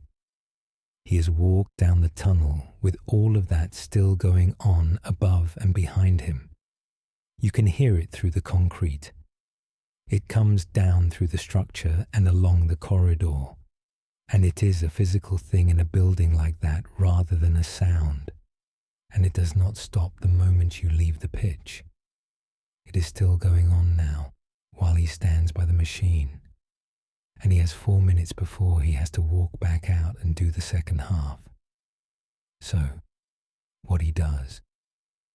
And this is the reason we have come here, because it is not what people imagine, and it is nothing like as mystical.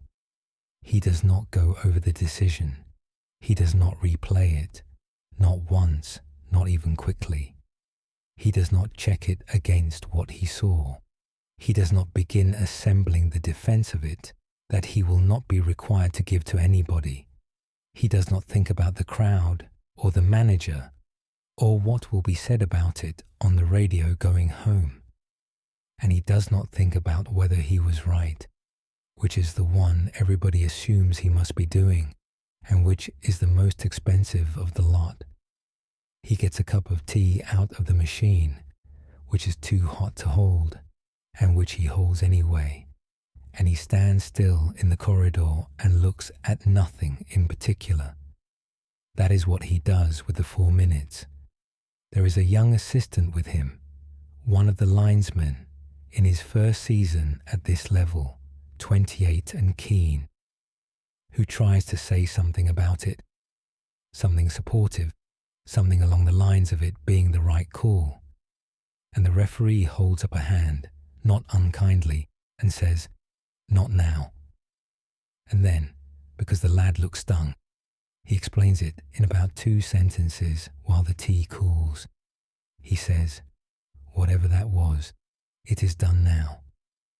There is another one coming in about 6 minutes. I do not know what it will be, and it might be worse. And I cannot see it properly if any part of me is still looking at that one. That is it.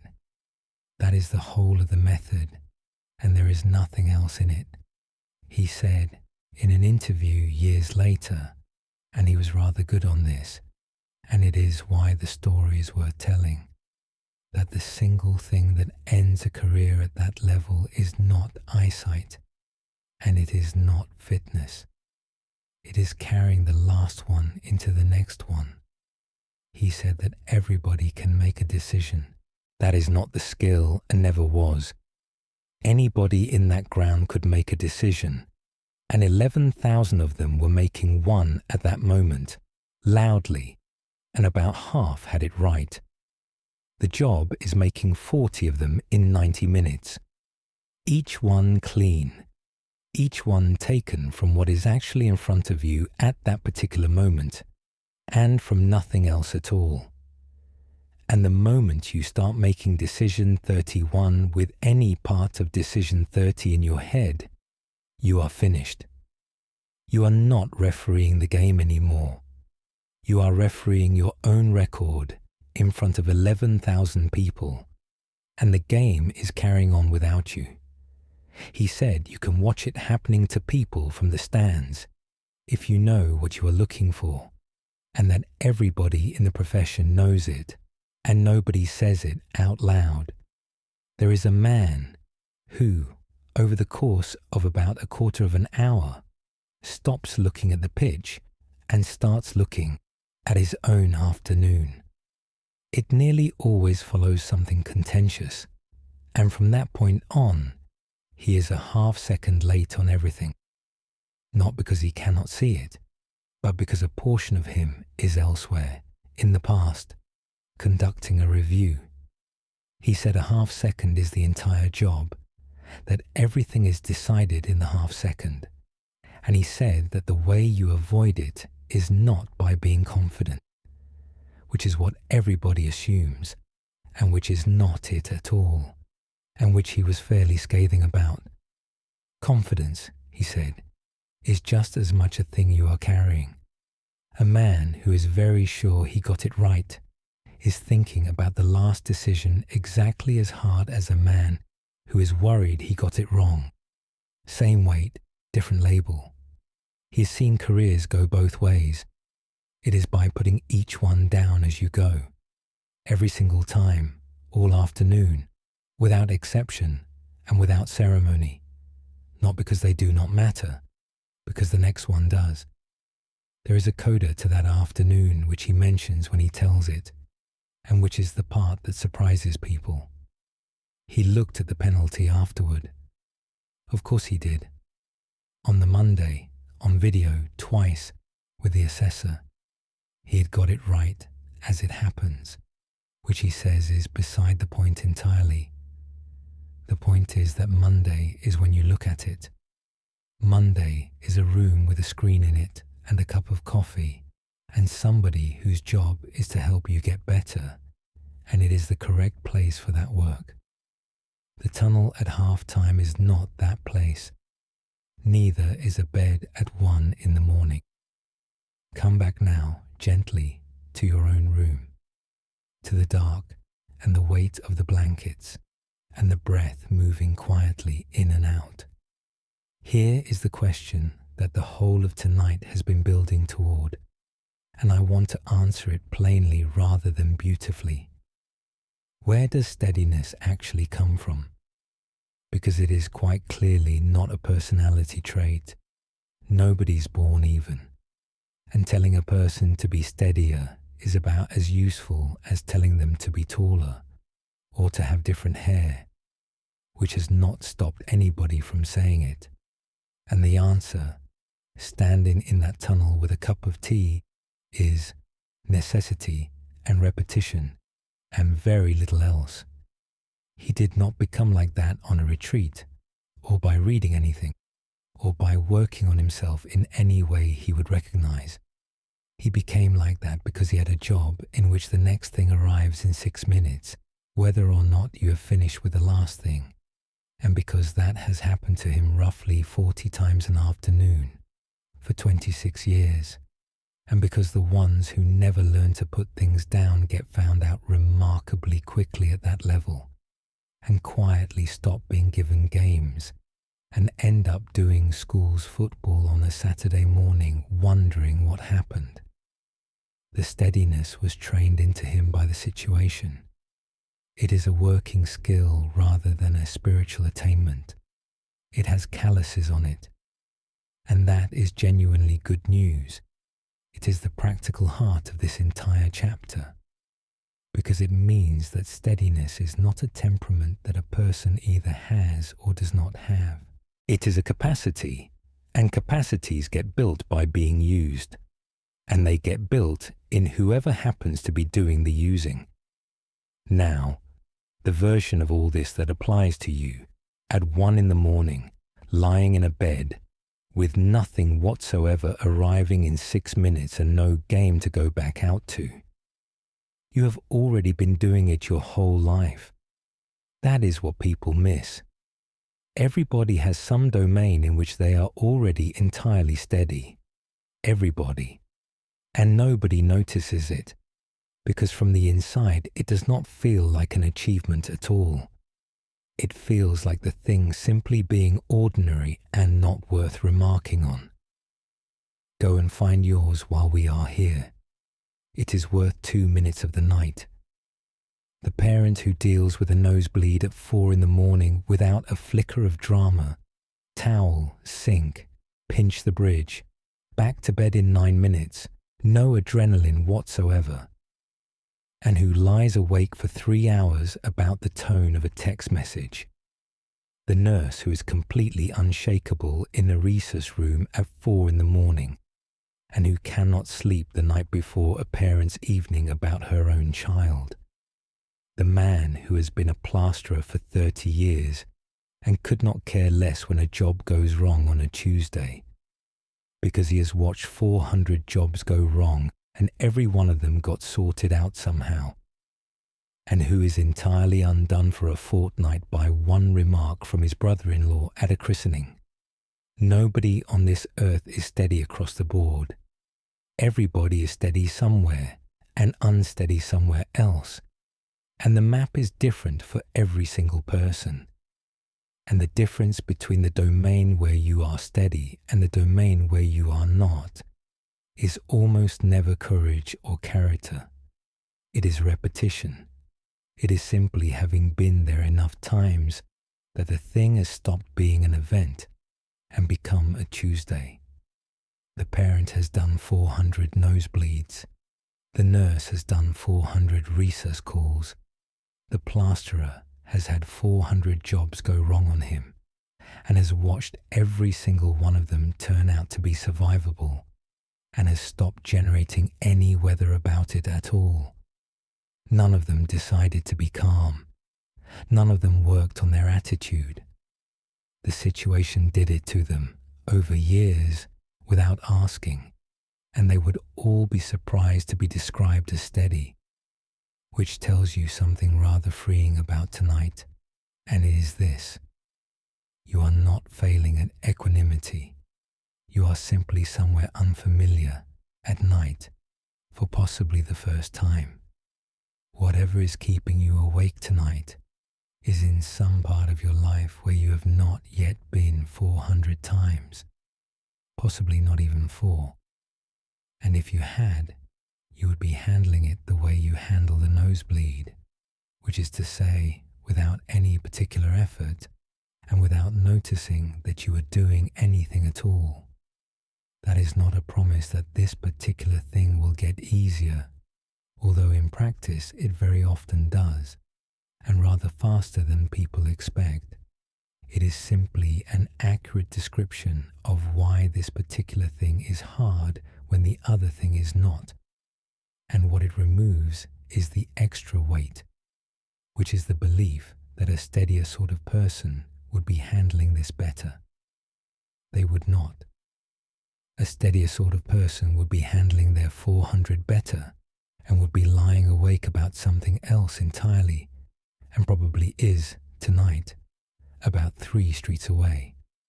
Now, the small piece of it that is available tonight, and it is the referees, and it is one line.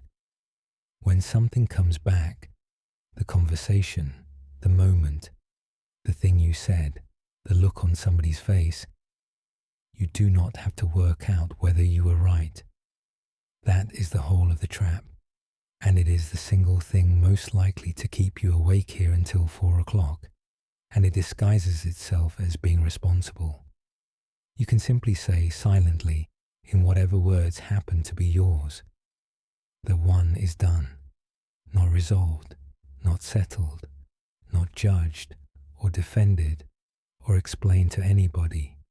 Done, meaning finished, in the past, not currently happening anywhere in the world, and not available to be altered, improved, defended or undone by anything whatsoever that occurs in this bed between now and the morning. You are not letting yourself off. You are not deciding you were right. Monday is when you look at it, if it needs looking at, and Monday has a screen and a coffee and somebody to talk to. And then let the next breath be the next decision, and the one after that be the one after that. Let us rest here for a while then, putting each one down as it comes and not carrying any of them forward. Let the shoulders come down. Let the arms be heavy. Let the hands lie open on the blanket. Let the jaw come apart and the tongue rest low in the mouth, and the space between the eyebrows go smooth and wide. Let the breath come in and go out, and let the out-breath be the longer of the two without your arranging it. And when something arrives, as it will, several times in the next hour, some fragment of the day, some piece of the week, some sentence somebody said on Tuesday, you do not have to referee it. You do not have to decide anything about it. You do not have to establish whether it was fair or what it meant or what you might have said instead. You can let it come and let it go past and let the next one be the next one. Nothing that has already happened is happening now. Not one thing. When you are ready, we will go on together quietly for the long rest of the night, because there is one more place to go, and it is the deepest and the stillest, and it is underneath a house in the middle of a gale. There is a family in a cellar with a candle on an upturned crate, listening to something enormous going on above them, and the candle is not moving at all. Let us go down the steps with them. The steps down are stone. There are 7 of them, and the third one from the top is worn into a dip in the middle from about 140 years of people going down for coal. The cellar is not romantic, and she is careful to say so whenever she tells it. It is a low room under the front of the house with a brick floor and a smell of coal that has not had any coal in it since about 1968, and it is where the mower lives, and about 40 jars, and a bicycle that nobody has ridden for years. There are 4 of them down there, 2 adults and 2 children in dressing gowns over pajamas, and a dog who has correctly identified this as an unexpected treat, and who has turned round twice on somebody's drop coat and gone straight to sleep. It is not an emergency, and that should be said clearly, because a cellar in a storm sounds like one. Nobody in that cellar is in any real danger, and both the adults know it perfectly well.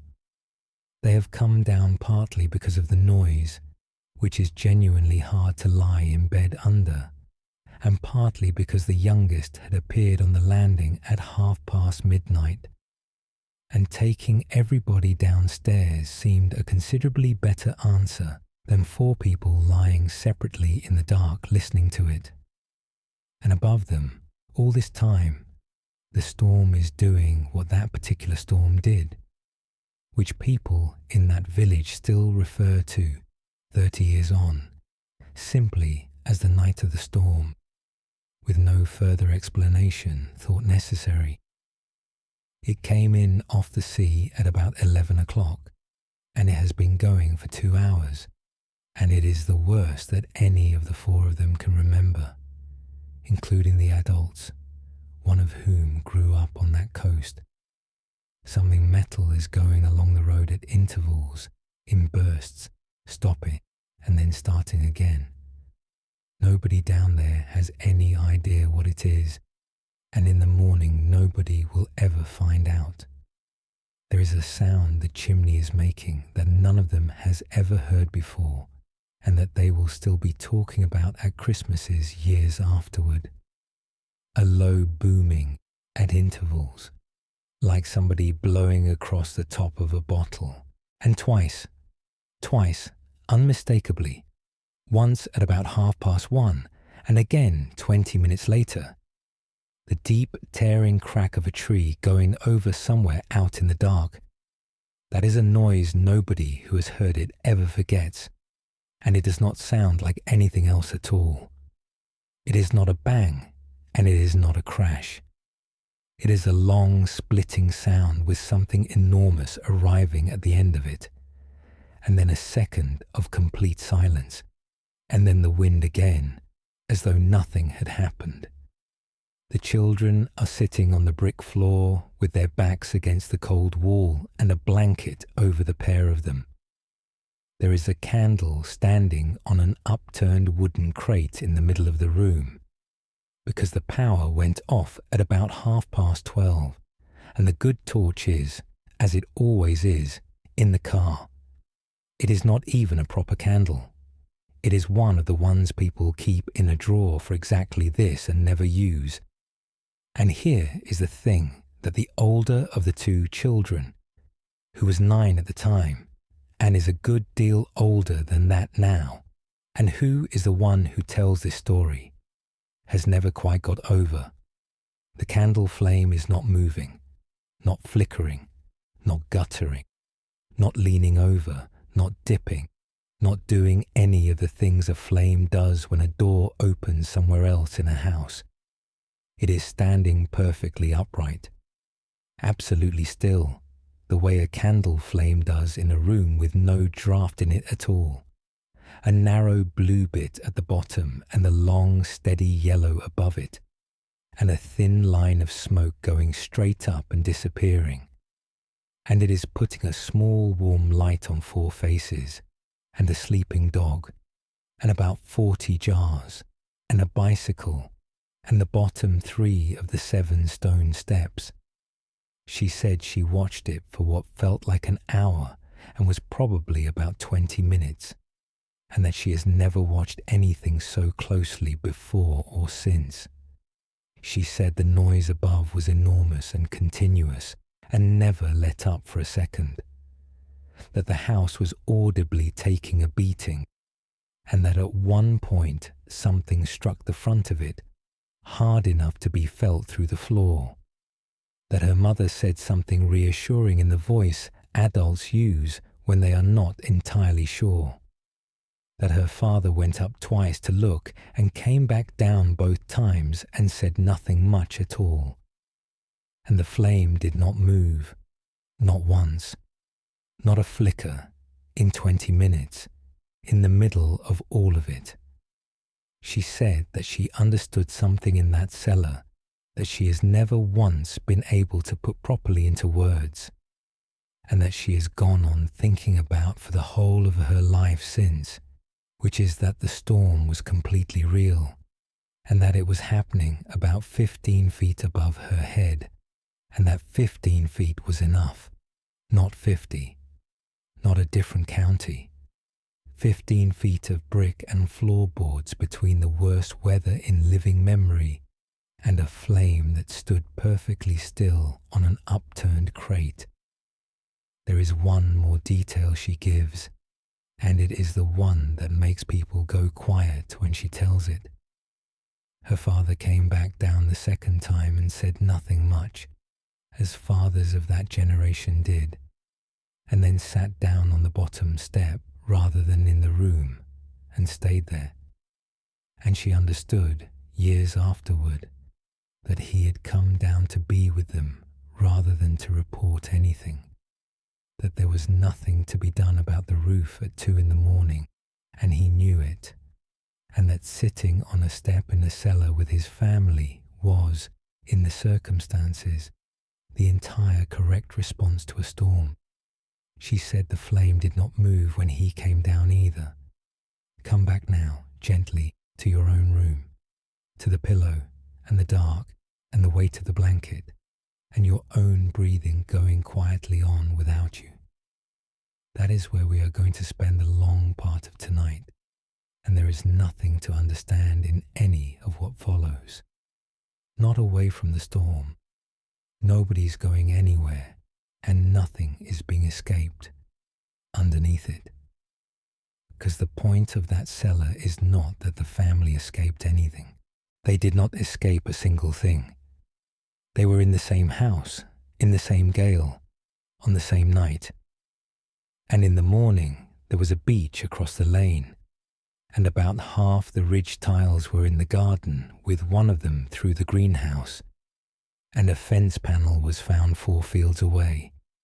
It took a fortnight and a good deal of money to put right, and there was an argument with an insurer. None of that was avoided by going downstairs. Nobody was spared anything at all. The point is only this, that 15 feet down, on the worst night of that decade, the flame was completely still, and that it was still because of where it was, and not because of anything anybody did. You have a cellar. That is what the whole of tonight has been about, from the hill in the kitchen window to the water at 8 meters, to the crane turning in the dark. And this is the last version of it, and the plainest, and the one to take down into sleep. There is a depth in you that the weather does not reach. It has been there the whole evening. It is not somewhere else, and it is not somewhere better, and it is not something you have to build between now and the morning. It is simply where you already are when you stop holding yourself up at the surface. Every night you have ever slept, you have gone down there. You have been doing it since you were born, without instruction, and the only nights you cannot are the nights when something is keeping you at the top. And notice, before we go down, that nothing about the cellar was achieved. Nobody built it that night. Nobody earned their way into it. It had been under that house since 18-something, holding a mower and 40 jars, entirely unregarded for the whole of that family's life. And on the one night it was needed, they went down 7 steps, and it was there. That is the arrangement. Not a thing to be constructed at 1 in the morning. A place that has been under the house the whole time. So let us go down there now, slowly, and take a long time over it. Let the whole weight of you be handed over to the bed. Feel where you are held most, the back of the head, the shoulder blades, or the hip and shoulder if you are on your side, and the heels. Let each of those places give a little more than it was giving a moment ago, and then a little more than that. And let the attention move down through you without hurrying anything at all. Start at the top and let it come down through you at its own speed, without hurrying any of it, and without checking on the progress. The scalp loose, the whole of it, right down to where it meets the neck. The forehead going wide and cool and smooth. The space between the eyebrows going smooth. The eyelids heavy and closed. The small muscles all around the eyes, which have been working since you woke up this morning and have not been off duty once, letting go now. Behind the eyes, where there is very often a quiet effort going on that nobody has ever mentioned. Let that rest back into the head, the cheeks soft and heavy, the jaw. Let the teeth come apart very slightly so that they are not touching each other at all. Let the tongue rest low and wide in the mouth, the throat open and easy and unguarded, the back of the neck long and unhurried, the shoulders coming down and back into the bed. and then further than you would think possible, because they have been up for a long time. The upper arms, heavy, the elbows, the forearms, which have been holding on in their own quiet way all evening, the hands, the palms, and each of the fingers, one at a time if you like, all the way out to the tips, holding nothing at all. The chest, rising and falling on its own, without instruction and without permission. The ribs, moving a little at the sides and at the back where nobody ever notices. The belly, soft, that is the one that matters most. Let the breath come down into it and let it lift and settle without any help from you. The lower back spreading and widening out into the mattress underneath it. The hips giving their whole weight downward and letting the bed have it. The thighs heavy all the way round. The knees unlocked and doing nothing. The calves releasing. The shins. The ankles, both of them. The tops of the feet. And the soles of the feet, which carried you through the whole of today and have not been thought about once since you took your shoes off this evening. And let the whole front of the body be soft, the throat, the chest, the belly, the tops of the thighs. That is where people hold themselves ready without ever deciding to, and all of it can be put down now. Let the whole back of the body be heavy, the whole length of it, from the base of the skull to the heels, pressing gently down into whatever is holding it and going nowhere. And now the whole of you at once, warm, still, horizontal, in a dark room, in the middle of an ordinary night, entirely held. Nothing above the surface needs to hold anything up. The bed has been doing all of it since you lay down. Every ounce of you, without being asked, without effort, and without any assistance from you at any point in the evening. It will go on doing it whether you help or not, and it has never once needed you to. Let the breath come and go entirely without management. You have not been running it all evening, and it has done perfectly well without you. A little longer on the way out, if that happens by itself, and if it does not happen, leave it alone. And if something is still going on up above, and it may well be, and there is no particular reason for it to have stopped in the last 20 minutes, then simply let it go on. It can go on all night if it likes. It does not need your attention, and it will not last any longer for being unattended. You are not up there. You are down here, and the light is steady. There is a small, steady light in a low room under a house. There are 4 people and a dog asleep on somebody's coat. There is a bicycle nobody rides and about 40 jars on a shelf. And there is a flame on an upturned crate that is not moving at all and has not moved once and will still be standing perfectly upright when the wind drops some time before dawn.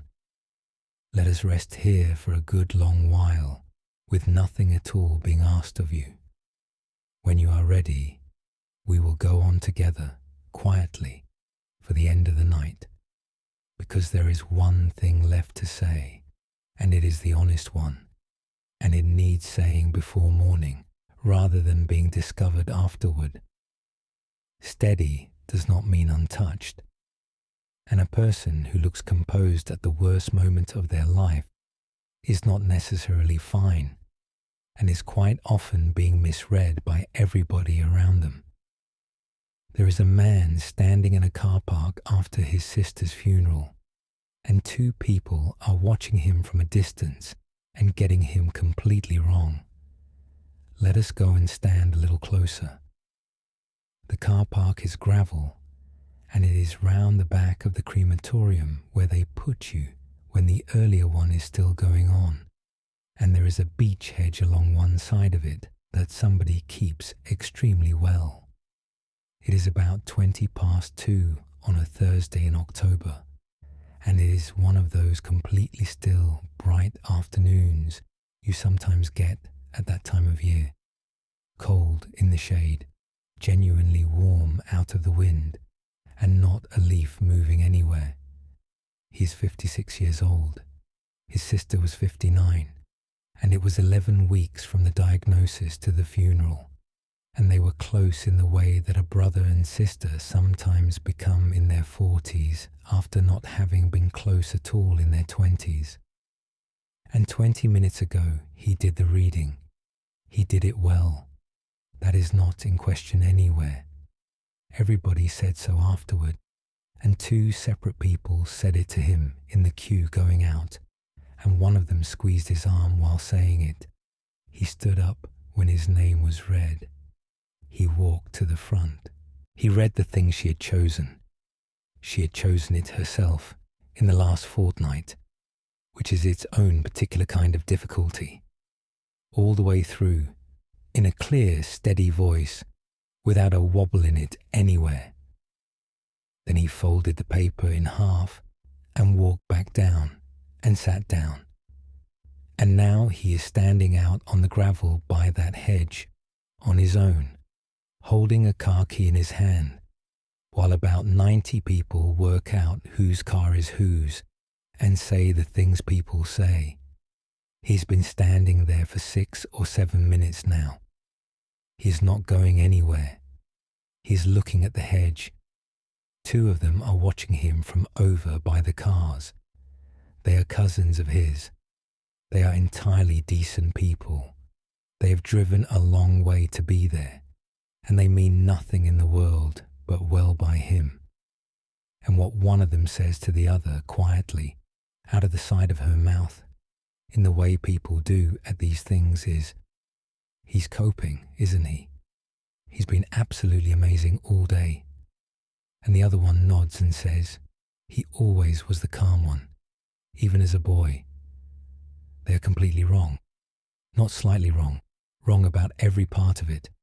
He's not coping. He's not amazing. He's certainly not calm. And the reason he is standing by that hedge on his own, holding a car key, rather than talking to any of the 90 people 20 feet away, is that if one more person says one more kind thing to him, he will not be able to remain standing up. That is the entire content of that moment, and it is completely invisible from where the cousins are. He has been holding on since 9:10 that morning, and he has been doing it by a series of extremely small and entirely unheroic decisions. Do not look at the second row on the way up. Read the words on the paper one at a time, and not the meaning of them. Do not look at her husband when you sit back down. Do not look at the flowers. Say thank you to people, and do not listen to what they are saying. Get outside. Get to the gravel. None of that is coping in any sense the cousins would recognize. It is a man getting himself across a room in stages. What he wants, and this is the thing that nobody watching him would guess in 100 years, is for somebody to come over and stand next to him and say absolutely nothing at all.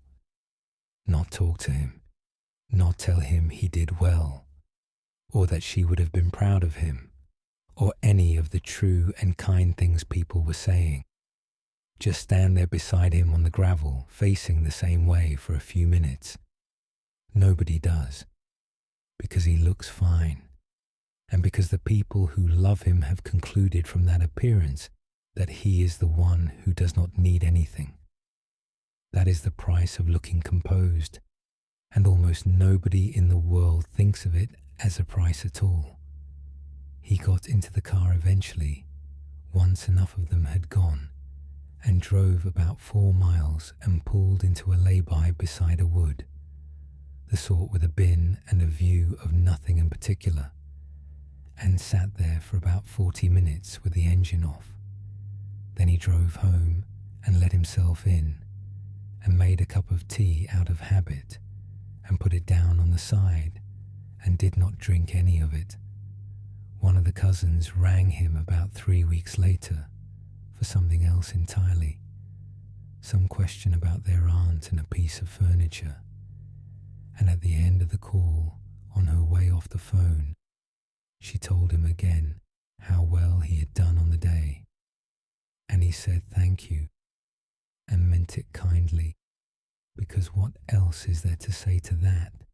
He told somebody about it 18 months afterward at a wedding, standing outside with a drink he was not drinking. He said the odd thing about it, the thing that had stayed with him, was that he had never once been able to correct the record. The version of him that stood on that gravel coping magnificently had gone into the family account of that day as simple fact. People still referred to it, and there was no sentence available to him at any point in 18 months that would have undone it without sounding either like a complaint or like a man fishing for something. He said he did not much mind about it anymore, and that he was probably being unfair, but that he had never once been to a funeral since, without wondering how many people in the room were being described as coping magnificently by somebody standing 20 feet away from them.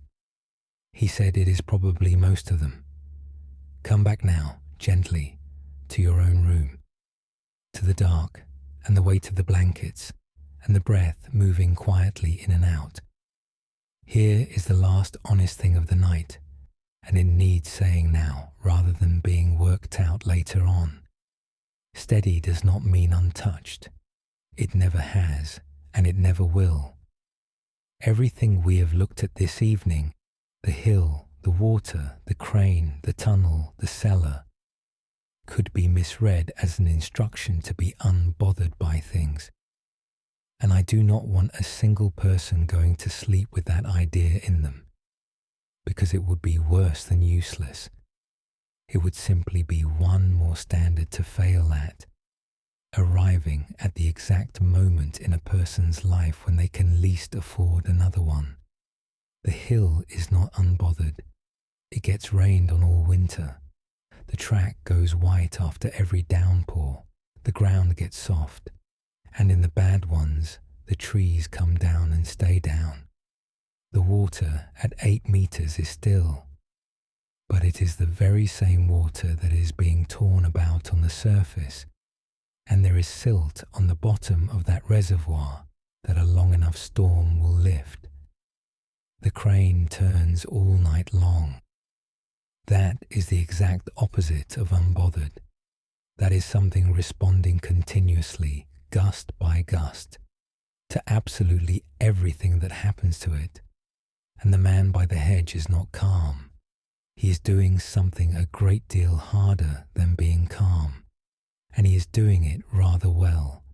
And every single person in that car park has him completely wrong, including the two who love him most and are saying kind things about him from 20 feet away. So let us be as clear as we can about what steadiness actually is, since this is the last piece of work we will do tonight, and everything else rests on it. It is not the absence of being affected. It is the presence of a place to be affected from. That distinction is the whole of tonight in one line, and it is worth carrying out of here even if everything else goes. He is being affected enormously. There is an entire cathedral of it going on inside that man on the gravel, and it has been going on since 9:10, and it will go on for about 2 years. What he has is precisely the thing this evening has been describing from 6 different directions.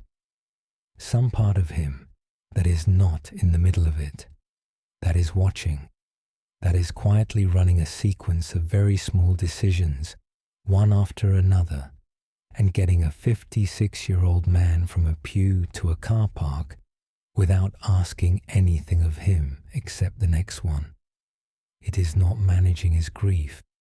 It is not reducing it by so much as an ounce. It is simply not standing in the same place as it. That is not coldness. It is nothing whatsoever like coldness. That is what love looks like at 2 on the worst Thursday of somebody's life, from 20 feet away on gravel, and is routinely mistaken for its opposite by people who care about him. Now, 3 things follow from that, and they are all worth having, and the third one is the one to sleep on. The first is that you cannot tell from the outside, not ever, not with anybody, however well you happen to know them. The composed person at the funeral might be numb, genuinely absent, like the sun in that front room, or they might be steady in the way we have been describing all evening, or they might be 4 minutes away from coming apart altogether and holding a car key very hard indeed. Those look identical from across a car park, and they are entirely different things, and the people watching have no way of knowing, which gives you 2 things worth carrying out of this.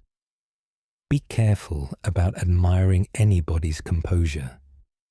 It may be the finest thing in the room, and it may be a person who has gone away, and you will not be able to tell, and neither will they for about a year. And be very careful indeed about comparing your own insides to somebody else's outside. Everybody does it, constantly, at funerals and in offices and at the school gate. And it is the least fair comparison available to a human being, because you have all of your own evidence and none of theirs. The person you have been quietly measuring yourself against tonight is standing by a hedge somewhere, holding a car key. The second is that steadiness is not a performance, and it does not require an audience, and it is not improved by having one. He was not being strong for anybody.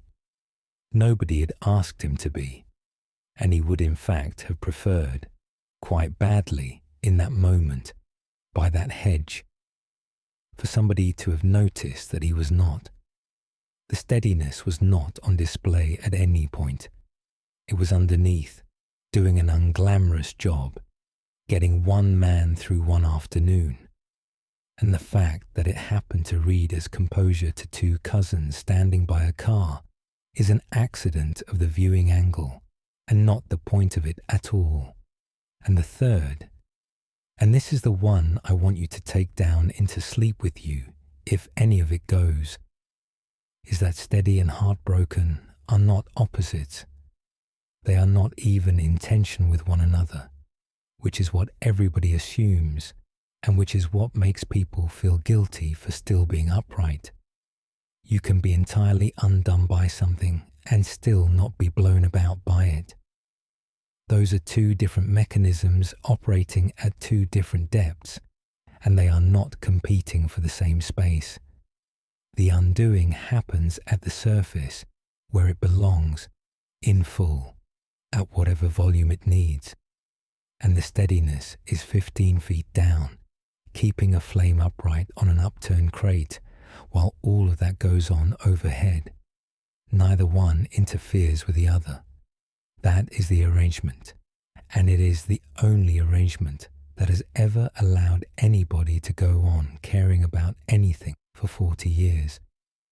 So if you are carrying something heavy tonight, and a fair number of the people listening to this are, at this hour, which is generally why they are listening, then understand that nothing in the last 3 hours has asked you to stop feeling it.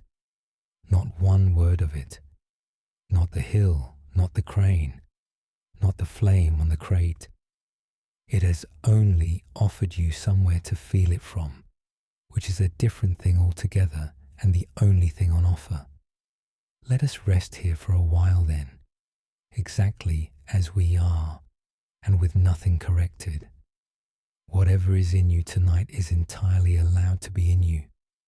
It does not need to be smaller than it is. It does not need to be resolved before morning, or handled well, or born with any particular grace, or turned into something you have learned from. It needs nothing from you at all, except somewhere to be.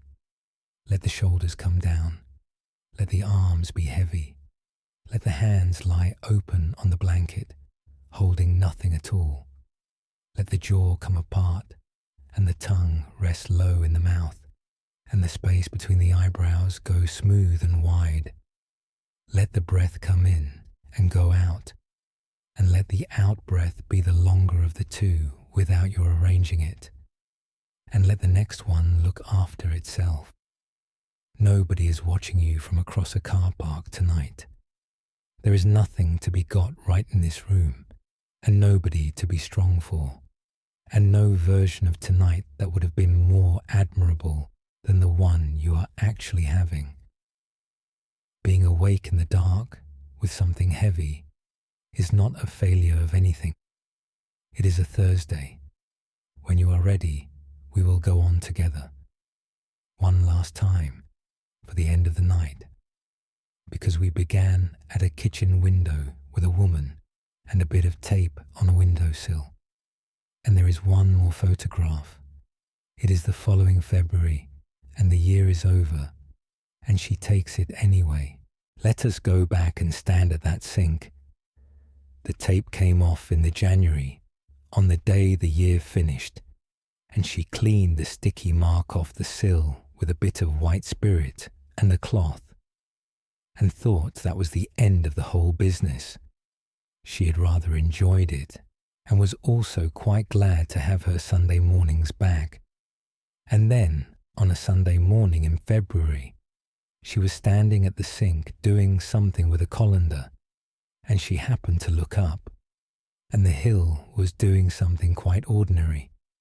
Low cloud coming across the top of it and catching, the light going that yellowish colour underneath the way it does, the track showing white up the near flank after 2 days of rain.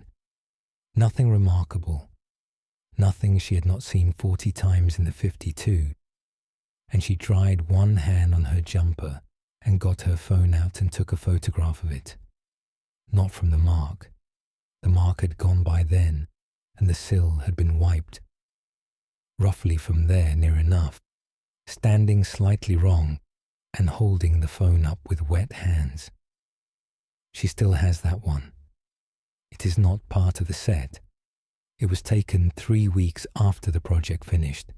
It does not belong to anything, and it is not in the folder with the other 52. It is just in her photograph somewhere, between a picture of a leaking gutter and somebody's dog. She says it is the only one of the whole lot that she actually likes. And what she says about the whole business, when people ask her about the year of photographs, and they do ask, because it is exactly the sort of thing people ask about at a dinner table, is never what they are expecting. They expect her to say something about learning to notice beauty in the everyday, or about the discipline of a daily practice, or about how the exercise taught her to really see the place she lives in, all of which would be perfectly reasonable things to have got out of it, and none of which is what she says. What she says is, it is still there when I am not looking at it.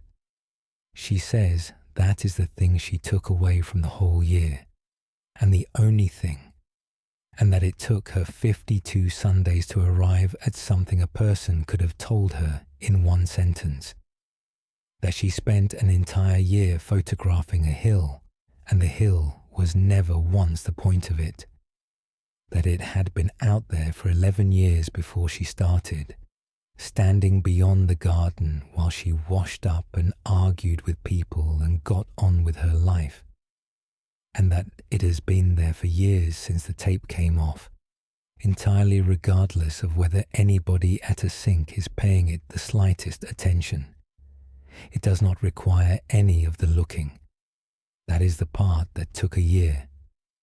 She says she thinks about it on bad days. Not as a technique, she is very clear about that, and slightly embarrassed by the whole subject, and would not use any of the words this evening as used. just as a fact about the arrangement of things, whatever else is going on. And there has been a good deal going on in that house since, including 2 years that she does not talk about much. The hill is out there behind it.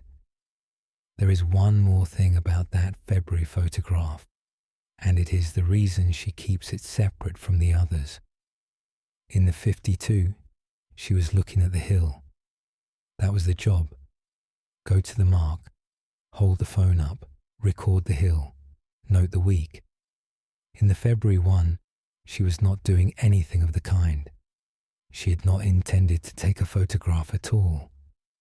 She was standing at a sink with a colander, thinking about something entirely unrelated, and she looked up and the hill was simply there, as it had been every day for 11 years, and something in her stopped for a second. She says that is the whole of the difference, and that she has never been able to explain it any better than that. That 52 of them were an exercise, and one of them was just seeing the hill. Come back now, one last time, to your own room, to the pillow under your head, and the dark, and the weight of the blanket, and your own breathing going quietly on without you the way it has all night. Here is where we finish. It is the same thing we started with 3 hours ago, at a kitchen window, and it is the only sentence out of the whole evening that is worth taking down into sleep with you. The weather is not the whole of what is here. That is all of it. Every story tonight has been a way of saying that same thing from a slightly different direction, because it is precisely the sort of thing that does not go in when it is said once and plainly. Something has been going on in you this evening, or you would have been asleep 2 hours ago. It might be a difficult thing, and it might be a rather lovely one. And from inside this bed, at this particular hour, the two of them behave in very much the same way, which is where we began. It is real. Nobody has suggested otherwise at any point tonight, and nobody is going to now. And it is also, in the end, weather. It arrived from somewhere. It is moving through, and it will not be doing what it is doing now in a month, or possibly in a fortnight, and you will not be able to reconstruct the exact shape of it by the spring. That is not a dismissal of it. The gale in that September photograph put a trampoline in next door's garden and took 2 trees down, and it was still weather. And underneath it, entirely unaffected by any of it, not participating, not taking a view, is the thing that has been present for every single piece of weather you have ever had in your life. Not your mood. Your mood is part of the weather. It has been all over the place this week, and it will be different by Thursday. The awareness in which the mood is appearing, and has been appearing all evening, that has not moved once in your entire life. It did not improve when the good news came on that Tuesday. It was not damaged in March when the review went badly. It was there in the worst hour you have ever had, and it was there on an ordinary afternoon 15 years ago that has left no trace at all. And it is here now, at this hour, in a dark room, doing exactly what it has always done. You do not have to find it. You've been looking out of it all evening. And notice, on the way out, what has not been asked of you tonight. Nobody has told you to be calm. Nobody has suggested that what you are carrying is smaller than it is, or that a wiser person would be over it, or that there is a lesson in it that you have failed to extract. Nobody has asked you to be untroubled, or to feel less, or to be different by morning than you were at 11 o'clock this evening. The whole of it has been one observation, offered 8 or 9 different ways in the hope that one of them lands, that there is weather and there is something the weather is happening to, and the second one has never been damaged by the first.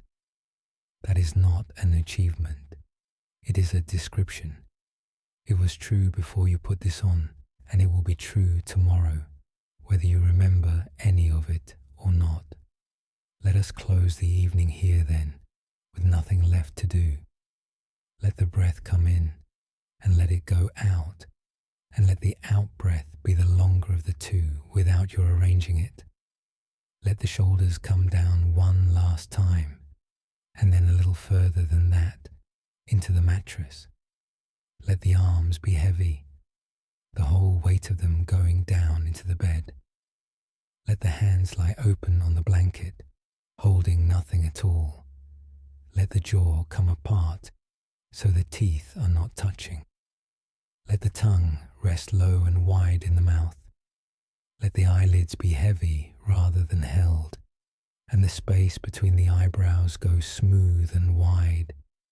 Feel the warmth under the blanket and the cooler air on your face, and let both of those be true at the same time without needing to do anything about either. Let the whole weight of you be handed over to the bed, the head, the shoulders, the back, the hips, the legs, the heels, given completely and without reservation to something that has been holding all of it since you lay down, without being asked, and without the slightest help from you at any point in the evening. We have kept a good deal of company tonight, in various weathers. There was a woman who got the job she had wanted for 2.5 years, and stood in a stairwell for a minute, and then lost 6 nights to it, and a husband at a dishwasher not looking up, saying, "You know you were like this in March, don't you?" There was a bit of masking tape on a windowsill going slowly yellow, and 52 photographs of a hill that never changed once in a year. There were 30 yellow forms on a staffroom table in July, 29 of them lovely, and 6 words in biro in a free text box that cost somebody 11 seconds to write and took 6 months to put down. There was a man in a dry suit hanging at 8 meters in water that was completely, absolutely still, looking up at the underside of a storm, 26 feet above his head, staying down an extra few minutes because of it. There were 2 people sitting either side of the same bed in a front room at 1 in the morning, both of them perfectly composed, and only one of them actually in the room. There was a tower crane turning freely above a dark site in a January gale, because somebody whose job it was had taken the brake off at the end of the day, and a lad of 20 who came back to look at it. There was a referee with 4 minutes and a cup of tea too hot to hold, standing in a concrete tunnel, deliberately not thinking about a penalty. There was a candle on an upturned crate in a cellar with a brick floor, 15 feet under the worst night in living memory, standing perfectly upright and not moving once in 20 minutes. And there was a man standing on gravel by a well-kept hedge on a bright still Thursday in October, holding a car key, hoping somebody would come and stand next to him and say nothing, and being got entirely wrong by 2 cousins 20 feet away who loved him and meant nothing but well. You do not need to remember a single one of them.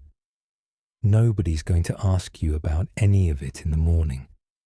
None of it works better for having been remembered, and a story you slept through has done its job rather better than one you stayed awake to the end of. If one thing stayed, the hill standing behind the weather, the crane that is not fighting it, 8 meters down where the water does not move, that one is done, the flame on the crate. Let that be enough. One is plenty. One is a very great deal more than most nights leave behind them, and considerably more than 52 Sundays gave a woman at a sink. And if nothing at all stayed, That is enough as well, and it always was. There was never anything here to learn, and no state you were supposed to have arrived at by the end of it, and no way of having done this evening better than you have done it. It was a long, slow night with a voice in it, describing something that was already the case. We have been at this for about 3 hours, which is a long time to spend on a single idea, and the reason is not that the idea is complicated. It is not complicated at all. It is that an idea like this does not go in by being understood. Nobody has ever become steadier by agreeing with a sentence about steadiness. It goes in by being sat with at the wrong hour, in the dark, more than once, which is exactly what tonight has been, and all it ever needed to be. So let the whole of it go now, all at once. The stories, the teachings, the words, the whole 3 hours of it, and this voice as well. And let the weather go too. Not settled, not resolved, not smaller, not understood, and not because you finally managed to handle it correctly somewhere around 3 in the morning, just left up there, where it is, at the surface, to get on with whatever it is doing until it stops. May whatever is moving in you tonight be allowed to move, at whatever volume it needs, for as long as it needs. May you be spared the work of being untroubled by any of it. May you have somewhere to feel it from, tonight and tomorrow, and on the nights years from now, when the weather is something else entirely. And may you rest now, unshaken and entirely unfinished, exactly as you are, in the night that is asking absolutely nothing of you, and never was. Thank you for spending these quiet hours here, whatever brought you to them. It has been good to sit with you in the dark for a while. There is nothing at all left to do now, and nothing to be got right, and no need whatsoever to remember a word of any of it. Let the storms pass through you. They always do, every one of them, without exception, in the end. Let the breath come, and let it go, and let the next one come again entirely on its own, and let the night take you the rest of the way. Sleep well now, and good night.